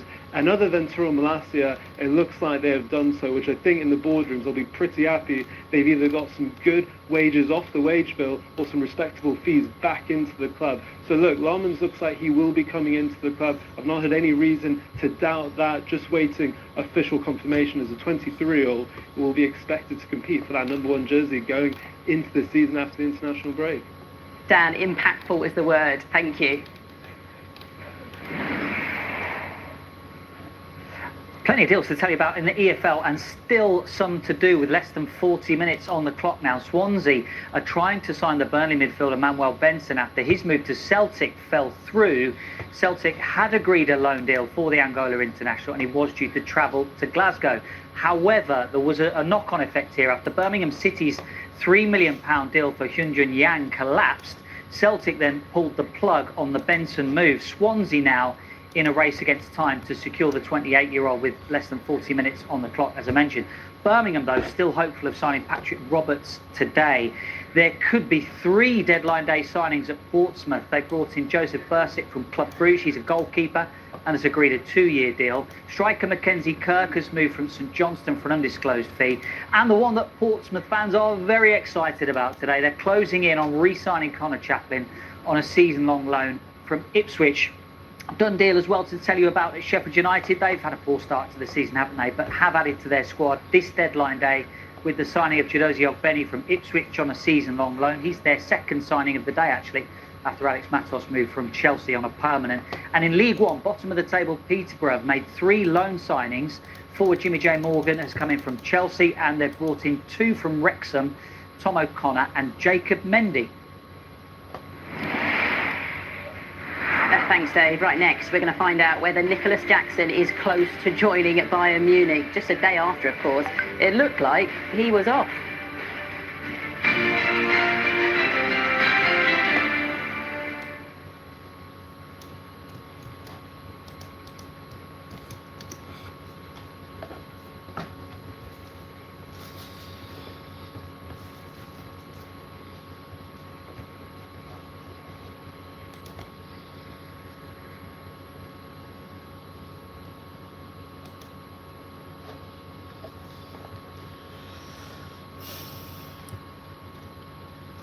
Okay, there's Oxford captain Moore leaves club. Oxford captain Elliot Moore has been allowed to leave by mutual agreement after 6 years at the club. Elsewhere, central defender Stefan Negru has joined Bristol Rovers on a season-long loan deal. Owendale is completing medical with Plymouth ahead of a season-long loan deal. Early Bulgarian international Filip Krastev joined the Championship side on a season-long loan from Lommel in Belgium.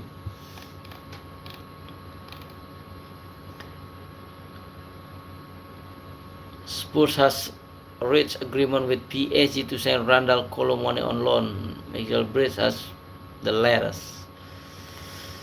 Meyer joined Cambridge on loan from Millwall. Millwall Adam Meyer has joined League Two side Cambridge United on loan until the end of the 2025 to 26 season. The 20-year-old winger joined up with former Lions boss and club top scorer Neil Harris, who is head coach at the Cambridge. Donnarumma deal getting closer, and goalkeeper John McLaughlin, 37, has joined Middlesbrough on a free transfer. Shrewsbury have signed Bradley Ihionfian on a season-long loan from Peterborough. Danny Andrew has signed a one-year deal at Exeter. Sunderland in race to sign Traore. Sunderland have agreed a deal with Ajax from Bertrand Traore. They will pay £2.5 million for the winger. It's now a race against time to get the deal done. Sunderland are also signing striker Brian Brobbery from Ajax today.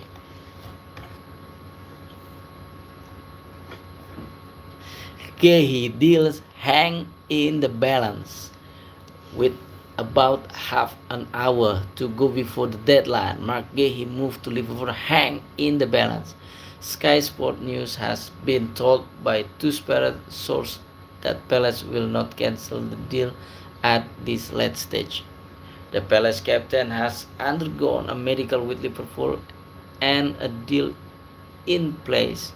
There has been no indication to Liverpool that the deal is in doubt, but Palace are yet to bring in a replacement and as things stand appear no closer to doing so. The message from Selhurst Park has been consistently been that they would need to bring in suitable successor for Gehi to go.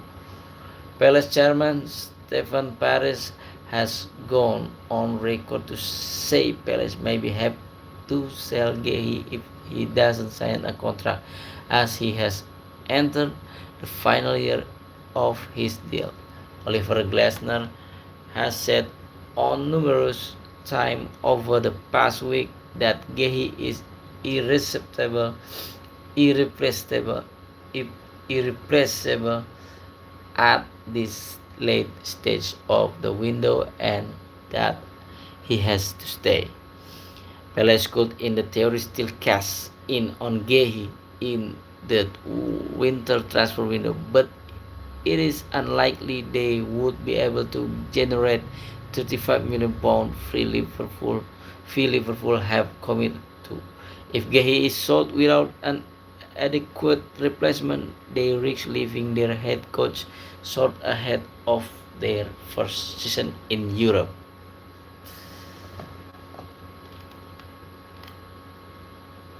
Newcastle youngster head to France. Newcastle youngster Trevor Sanusi is joining FC Lorient on loan. The 18 years old England youth international is a product of Newcastle Academy. He is said to have promising future ahead. Sanusi is primarily a left winger but can also play on the right. Fulham see of competition for Kevin deals. Fulham are now close to completing the Kevin deal. The Sporting Lisbon trip is believed to have gone away. Final details are being sorted between our side. He has already done a medical and Samuel Chukwueze and Trigger George are set to follow. Fulham will pay a club record £34.6 million deal to sign Kevin from Shakhtar Donetsk.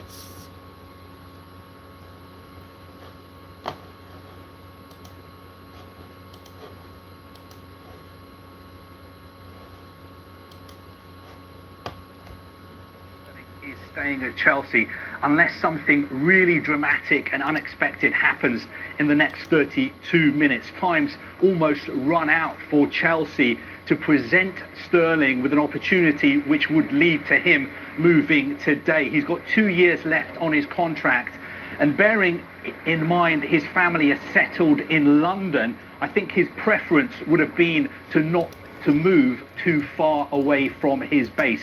I don't know what's been put in front of Raheem Sterling, but I think it's fair to assume that he'll still be a Chelsea player tomorrow morning. He's still ambitious, and that's underlined by the fact that in the past he's passed on opportunities to play in Saudi Arabia and the United States.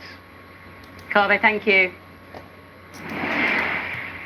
So go on then, Chris, let's talk Nicholas Jackson. I mean, the moment he must have got off that plane in Munich and then they say, no, you've got to come back to Chelsea, how must he be feeling right now?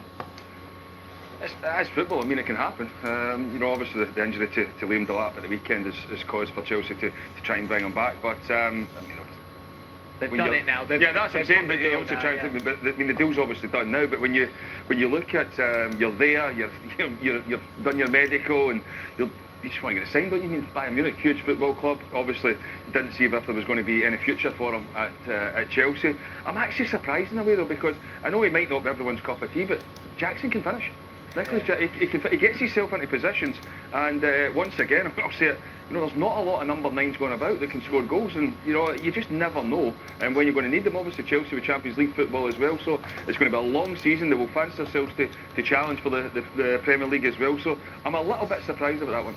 Yeah, 30 minutes left, guys. He was surprised that more Premier League clubs didn't come in for Nicholas Jackson. Do you echo that? Yeah, I think it's just a consistency thing with him, isn't it? We saw him, and he'll score some really good goals, and then he'll obviously miss those chances, and it was just wanted to see that on a regular basis. He obviously had dropped down the pecking order with Chelsea, bringing in João Pedro and Liam Delap, and then obviously with Delap getting that injury, it was then a case of, okay, we might need Jackson as another option. And we always said, he got himself into really good positions. He used to stretch the play, which left sort of space for Cole Palmer. So you can see his attributes, but it was just about getting those consistent goals, I suppose. But yeah, I'm surprised that, maybe another Premier League team didn't go in. And Mercer's watched a lot of him, and he rates him quite highly. Yeah, Clinton, so much has been said about Todd Bowley's Chelsea since he's come in. Were you impressed with their business this summer? Yeah, it's been good. I think you get Garnacho, you get Delap, but Dawes mentioned it earlier. João Pedro, I think, is a hell of a signing. He's hit the ground running there. So they've signed ever so well. I'm surprised though they haven't bought a centre half in. I know they bought in a player who could play centre half, but he's a third centre half. But I got the injury to Colwell as well. Yeah, injury to Colwell, and that is why I don't see them as title contenders. I see them as finishing in the top 4, but I don't think they win the Premier League. Only because I think they're short on centre half. I think the injury to Levi Colwell has kind of killed them basically. Yeah, it has killed them, because if they had kept it, if he had stayed fit, I'd have given Chelsea a great opportunity, because the business they've done and their recruitment's been outstanding. They still have a fantastic squad. I mean, looking at that front line as well, you know, Michael, you were saying João Pedro is one of your favourite transfers of the summer. Do you put Chelsea as a title contender? No, I think it'd be Liverpool or Arsenal. I watched them at the weekend, Chelsea against Fulham for the 28 first minutes half, left dominated, and until transfer window it's gonna be closed. a long season. You lose big players. The lap's a big miss for them, the way they play. Wait and Stretching in see. behind. Cole Palmer, so instrumental in everything that good comes out of Chelsea. And I just wondered whether Jackson, I know when you bring 2 players in, you bring Liam Delap in and you bring João Pedro in. How does that make you feel when you've led that number 9 all last season, and then all of a sudden you get told you can go? You think, I ain't coming back? No chance. I'm signed for Bayern Munich. However, is he going to play at Bayern Munich? That's going to be the question now. You've got Harry Kane. He's going to be playing second fiddle to Harry Kane, if you ask me. So it's a little bit strange that they let that happen now. But I mean, you make decisions before one player gets injured. But Chelsea have got a big enough squad. I mean, they've got a squad longer than my arm. It's big. That's a long arm. Yeah, it is today because I've got a tight top on.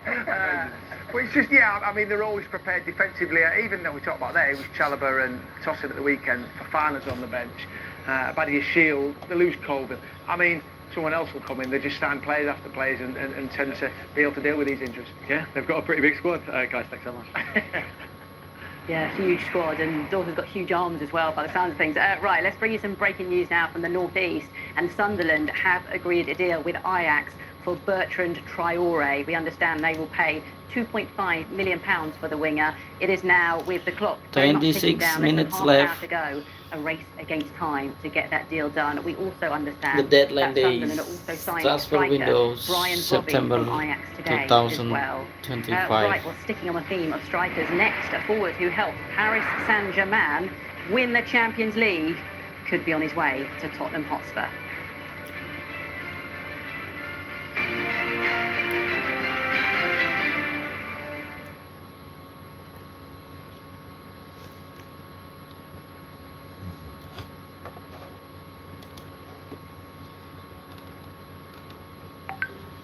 Port Vale have signed George Hull on a 3-year contract from Birmingham. Peterborough have signed Jacob Mendy on loan from Wrexham until the end of the season. Clemens deal edge closer for Manchester United. It getting closer to get done deal for Manchester United to sign Lamens.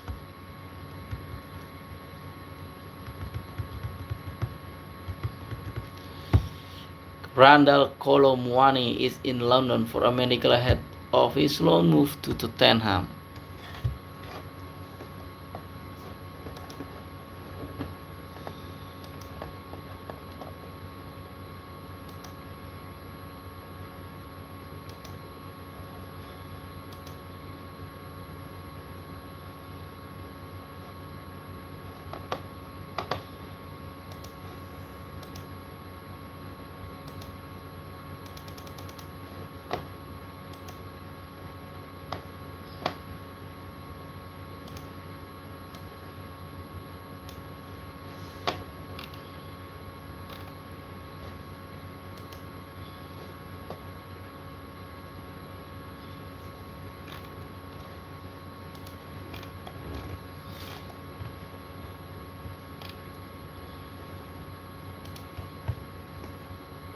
Okay, maybe it's a couple 25 minutes left until transfer window is closed today.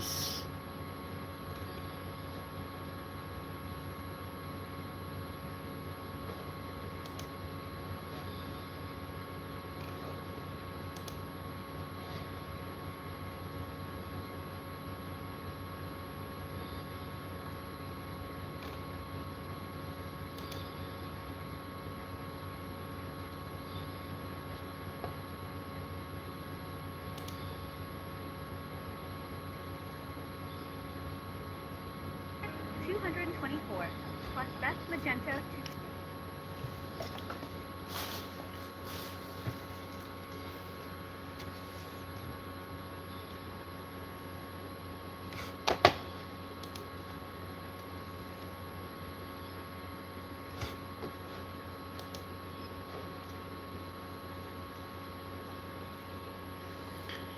The Swansea confirmed Ida signing. Have confirmed the sign of Adam Ida from Celtic in a deal worth £7 million. 24-year-old striker has signed a 5-year deal. Welcome Ida. We are delighted to announce the signing of striker Adam Ida from Celtic, subject to international clearance.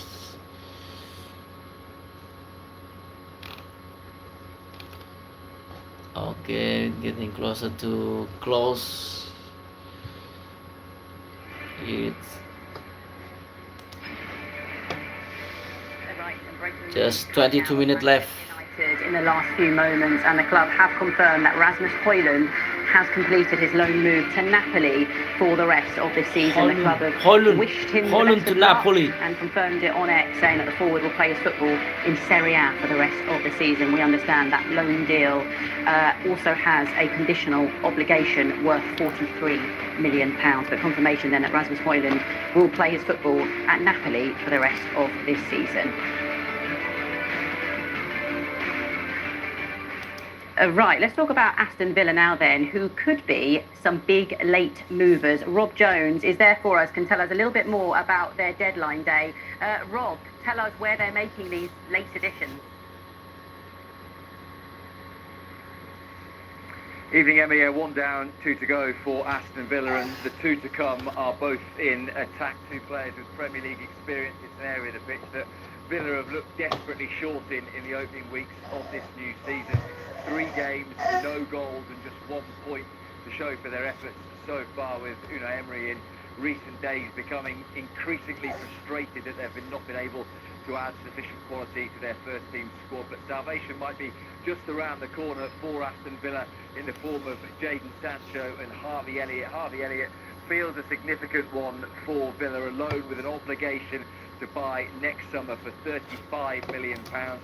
Didn't have as much playing time as he would have hoped for Liverpool, his boyhood club, in their championship season last year, but did score some vital goals and make some big contributions along the way. So he travelled down from the northwest a little bit earlier on this afternoon to complete his medical, just behind Jadon Sancho in the process. I would suspect that an announcement on Sancho isn't too far away. A season-long loan where Villa have paid a fee along with 80% of his wages, with further bonuses that could top up those 80% a little bit more. Sancho spent last season on loan with Chelsea, 3 goals and 4 assists in 31 Premier League appearances before Chelsea paid a fee to send him back to Manchester United, and he has been training away from the first team squad throughout the course of the summer.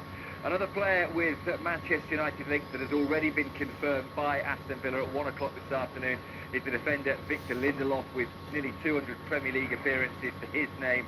He arrives to add depth in central defence alongside Ezri Konsa, Pau Torres and Tyrone Mings for Villa, who had Axel Disasi on loan from Chelsea in the second half of last season, but he has since gone back. So 3 deadline day arrivals, and Villa have had to be clever with how they've done it because of the threat of PSR, and also UEFA. They were fined by UEFA for failing to comply with their rules a little bit earlier on this summer, with the condition of avoiding a further fine if they make a profit on player sales this summer. So Villa knew that even though they brought in nearly £40 million of pure profit on Jacob Ramsey, who they sold to Newcastle, they wouldn't be able to use all of those funds to reinvest back into their squad. So 3 players with Premier League experience to help Unai Emery. It's probably not quite everything that he wanted over the course of what has been a difficult window, a frustrating window at times for Villa, but 3 players in on deadline day nonetheless. Great stuff, thank you Rob. Right, from the West Midlands to the East Midlands, Nottingham Forest had a quiet start to the window, but they have had a late flurry of activity. Anton Tolui is at the City Ground for us. Anton, what's been happening today? That late flurry continues right up until the deadline, because Nottingham Forest are potentially signing 4 players on deadline day. Let's start with the most exciting showing, that is Dylan Bakwa, the Stratford winger who was electrifying at times in Ligue 1 last season.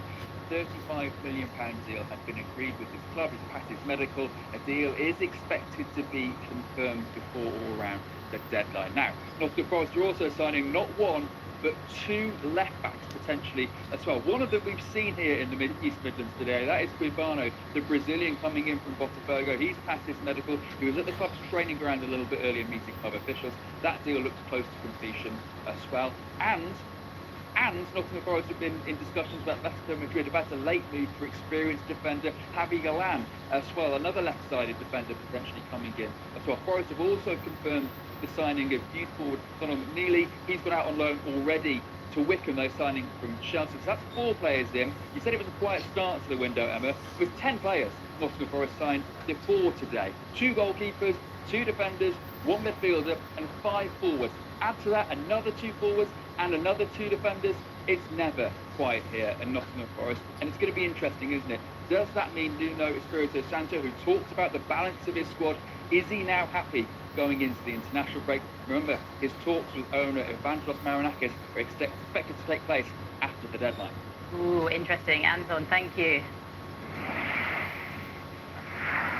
Michael, Forest looking to add more players. 17 minutes left until transfer windows close today. It's fitting everyone into the team now. You see Douglas Luiz is coming on loan, James McAtee, Amari Hutchinson. They brought Arnold Calamunde in. So, I mean, you look at the squad yesterday, the amount of players that weren't involved is remarkable. Another 2 or 3 players today. 2 keepers come in. Victor today, Angus Gunn. I mean, there's one thing there. I talk about Chelsea having a big squad. Nottingham Forest do as well. Marinakis spends his money, and Nuno came out a couple of weeks ago before the Brentford game saying he needed his squad. He hadn't had it in pre-season.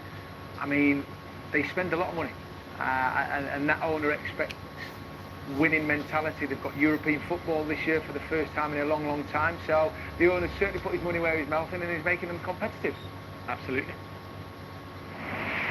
Right, just over 15 minutes to go. We'll bring you the very latest on Alexander Isak in one of the great transfer windows. We have had striker stories, high-profile hijackings, and plenty of Willie won't he's. But the shutters are coming down very shortly on this incredible summer transfer window. And will Mark Gay, the Crystal Palace captain, be a Liverpool player come the end of the window?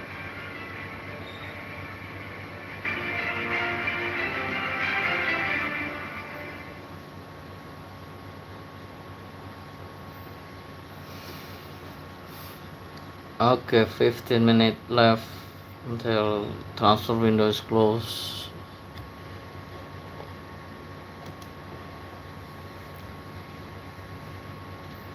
Elliot signing significant. Sancho announcement soon. 2 to come are both in attack with Premier League experience. Harvey Elliott feels like a significant one for Villa, along with an obligation to buy next summer for £35 million. He travelled down earlier on to complete his medical just behind Sancho. An announcement on Sancho isn't too far away. Season-long loan and Villa have paid a fee alongside 80% of his wage.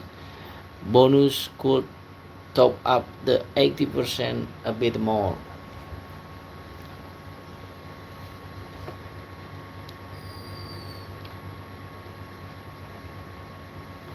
Middlesbrough have signed Alan Brown on season-long loan from Sunderland. Akel Higgins has joined Exeter on a loan from West Brom for the 2025-26 season. George Evans has signed Burton on a 1-year deal from Wrexham. And Hull secure Haji Ahmed Taufik loan. Hull have confirmed the sign of Amir Haji Ahmed Taufik on a season-long loan from Besiktas. The 28-year-old defensive midfielder has 30 caps from Bosnia and Herzegovina.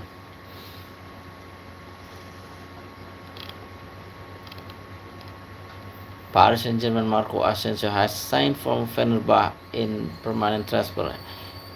He is a player that Aston Villa won from PSG, but he has been confirmed to Fenerbahce. And Burnley have signed Benfica midfielder Florentino Luis on a season-long loan. The deal includes an option to make the deal permanent next summer. The 26-year-old made 181 appearances in all competitions for his boyhood club and has previously spent time on loan on Monaco and Getafe. Ajax beat Celtic to Dolberg signing.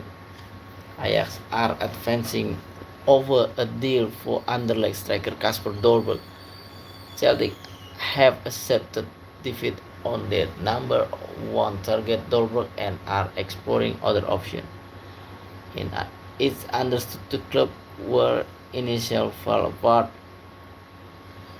on the structure of a deal worth £10 million, but Ajax are hopeful of providing more money upfront if their deal with Sunderland for Brian Brobby and Bertrand Traore go through. Anthony's down deal joined Betis. Real Betis have completed a deal to sign Anthony from Manchester United. 12 and a half minutes to go. Darmesh Sheth joins me now to discuss what happened right up until that 12 minutes left, deadline and guys. passes as well. It feels like it's always kind of frantic up to that point, but also beyond that. Explain what happens with the famous deal sheets at this point. Yeah, it can be a bit frantic, particularly with the 7 p.m. deadline, because we don't usually see early. Yeah, exactly. But once 7 o'clock arrives, yes, the window is closed, but there might be a lot of deals that haven't been announced yet, or a lot of deals that are still in process.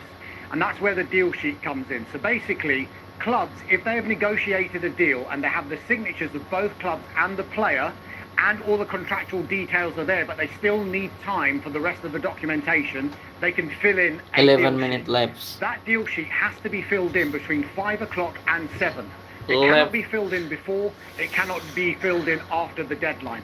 But what that allows them, that gives them a bit of grace. So if they have filled in that deal sheet between 5 o'clock and 7, it gives them a further 2 hours to try and get that deal over the line. So basically, once the window is closed, and we are 11 minutes away from what feels like the longest transfer window in history closing, Yes. we've still got a bit of extra time, and it could be another couple of hours, and within that time we'll find out which deals have gone to deal sheets and which deals have yet to be announced. Talking of deals being announced, Manchester United, who are offloading a lot of players today, aren't they?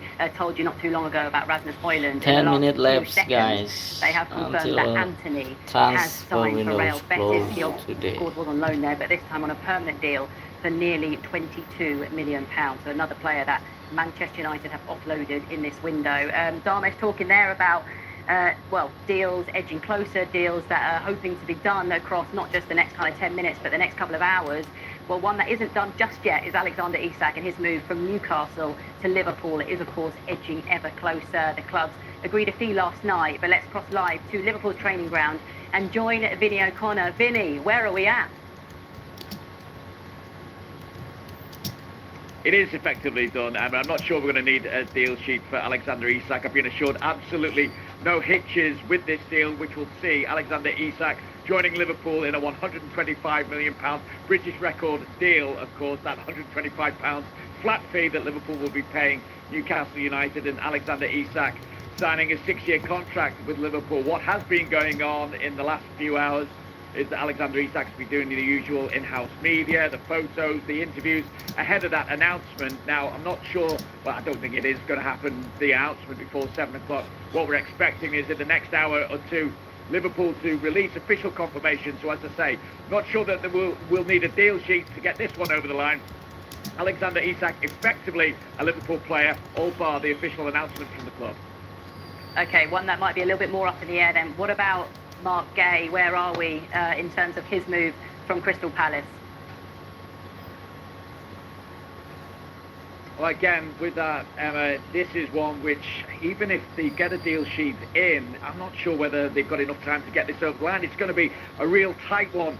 Mark Gay's proposed move from Crystal Palace. There is a £35 million fee agreed. Mark Gay has been given permission to undergo a medical with Liverpool, but of course, part of the caveat to getting this deal done was Crystal Palace getting in adequate reinforcements, adequate replacements. Now, they've not been able to do that. We have heard from a number of sources that that's not going to see Crystal Palace pull the plug on this deal. At the same time, Liverpool won't believe that until they've got Mark Gay over the line, and he's a Liverpool player. A little bit of hope for Crystal Palace fans, I think. Vinny, thank you. Right, let's tell you about Johan Wissa then, and his move to Newcastle from Brentford. That also is edging ever closer as well. Right, Keith Downey is at Newcastle for us. Keith, talk to us. How close are we with this one? Yeah, hi Emma. Well, we're almost over the line with this one, but as you guys were just chatting there in the studio, we're almost at the deadline. Look, it's the sort of situation where Newcastle could announce it later on tonight, or even tomorrow morning, because as you know, with these sorts of deals, it's not just the medical and the final paperwork. The club media team want to do their photographs and interviews and stuff as well, so that kind of almost holds things back in terms of an announcement anyway. What I can tell you is that he has completed and passed his medical, so everything in order as far as that is concerned, and we're just waiting really on the final pieces. We were expecting him here at the stadium here at St James's Park at some point this evening, probably just to be shown around the place. Of course, he's been here before. He scored here last season, and he's going to be met with this, Emma. I'm just going to get Simon, my cameraman, just to spool the lens round here. A couple of Newcastle fans, you might just see in the distance, if you can do a bit of a zoom in here. A couple of Newcastle fans have just turned up in the last 15 minutes and put that signage up there. And Johan Wissa, when he does turn up at the stadium in the next couple of hours, will pretty much be driven right past that. And yeah, the fans, the Newcastle fans, making their feelings clear towards Alexander Isak. Some of that has spilled out already, I have to say, in the last couple of weeks when he turns up to training. And I've witnessed it with my own eyes, but I think probably they were maybe holding some of it back as well, due to the fact that his move to Liverpool hadn't gone through yet. Liverpool hadn't agreed a fee. Well, of course, that happened late last night, didn't it? And yeah, as I say, a couple of Newcastle fans turning up there, putting up that banner and making their feelings clear on Alexander Isak's decision to move to Liverpool, and I guess his conduct throughout that whole protracted transfer window, which has been it's gone on for weeks now, hasn't it? And he's finally got his wish and left Newcastle for Liverpool. Yeah, fans making their feelings known. Keith, thank you. Well, Tottenham Hotspur fans have had some frustrations in this window, haven't they? Missing out on Morgan Gibbs-White and Iberi Eze, of course, but they have been busy on deadline day. Michael Bridge is at the training ground for us. Michael, are Spurs about to sign another forward? Looks like it, Emma. Yeah, Randall Kolo Muani from PSG, a straight loan, no option or obligation, as we understand. So it'll be a straight loan until the end of the season. He's very highly regarded here.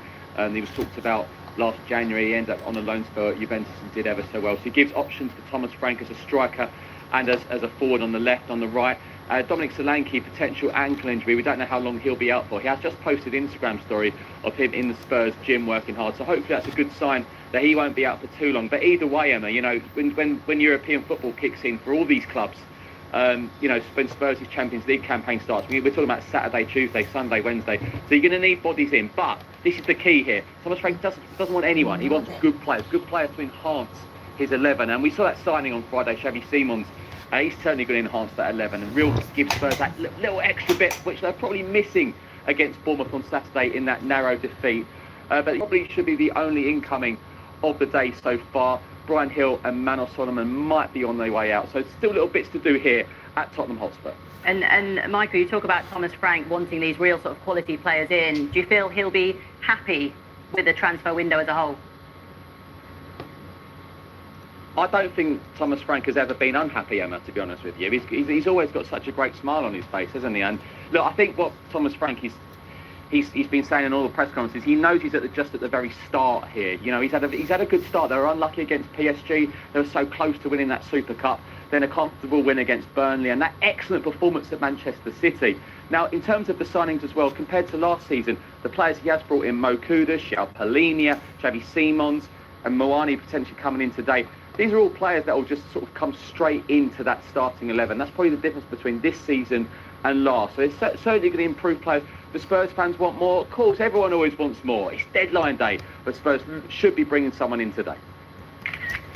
Michael, thank you so much. Appreciate it. Right, I think we can actually, there's so much going on at Crystal Palace today. Of course, all the news about Mark Gay. Is he going to join Liverpool or not? Let's just quickly go there before we, of course, count down to the deadline at 7 o'clock. James, what is the latest around the Crystal Palace captain? Well, Emma, it's still unclear at this moment in time what is going on with Mark Gay.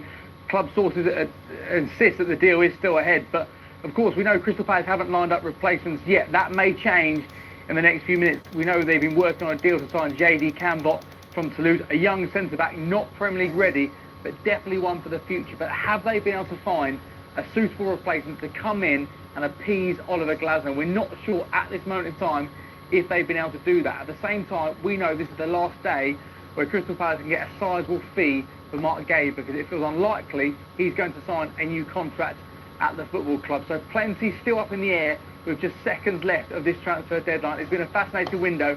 What is going on at Crystal Palace? Hopefully we'll provide some answers in the next few minutes. Yeah, busy indeed. James, thank you so much. Right, not long to go. Have a little look at that. Just the 3 minutes as clubs scramble to strengthen before the shutters come down at 7 o'clock this evening on what has been one of the great transfer windows. It's been chaotic, hasn't it? It's been carnage, to be fair, but it's certainly been a window to remember.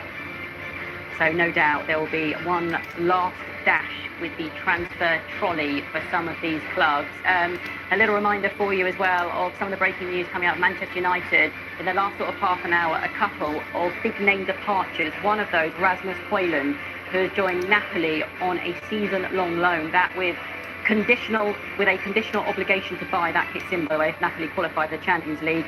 And Anthony as well, who has joined Real Betis on a permanent deal.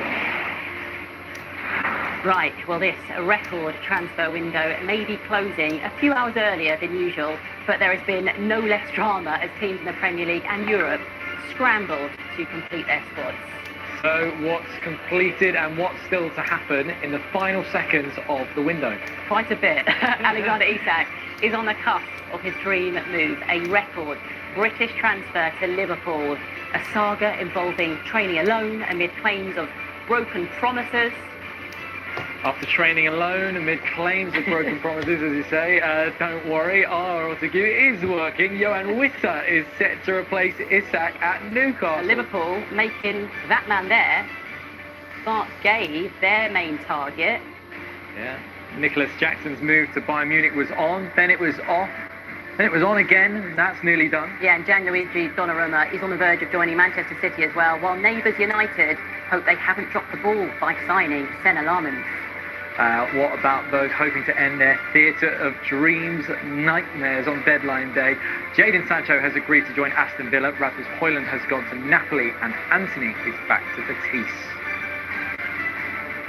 Well, winless Aston Villa need a victory, don't they? Well, they've got a Victor. Does that work? Victor Lindelof joins the club. It's Mawani for Spurs. PSG striker Randall Kolo Mawani has passed a medical. And the party continues for Jamie Vardy. Of course it does. In Italy, he is set to join Serie A side Cremonese. But for the clubs in the Premier League, the deadline day party is over as this record-breaking window is now 2-1. Window is closed. Stay with us here on Sky Sports News on deadline day.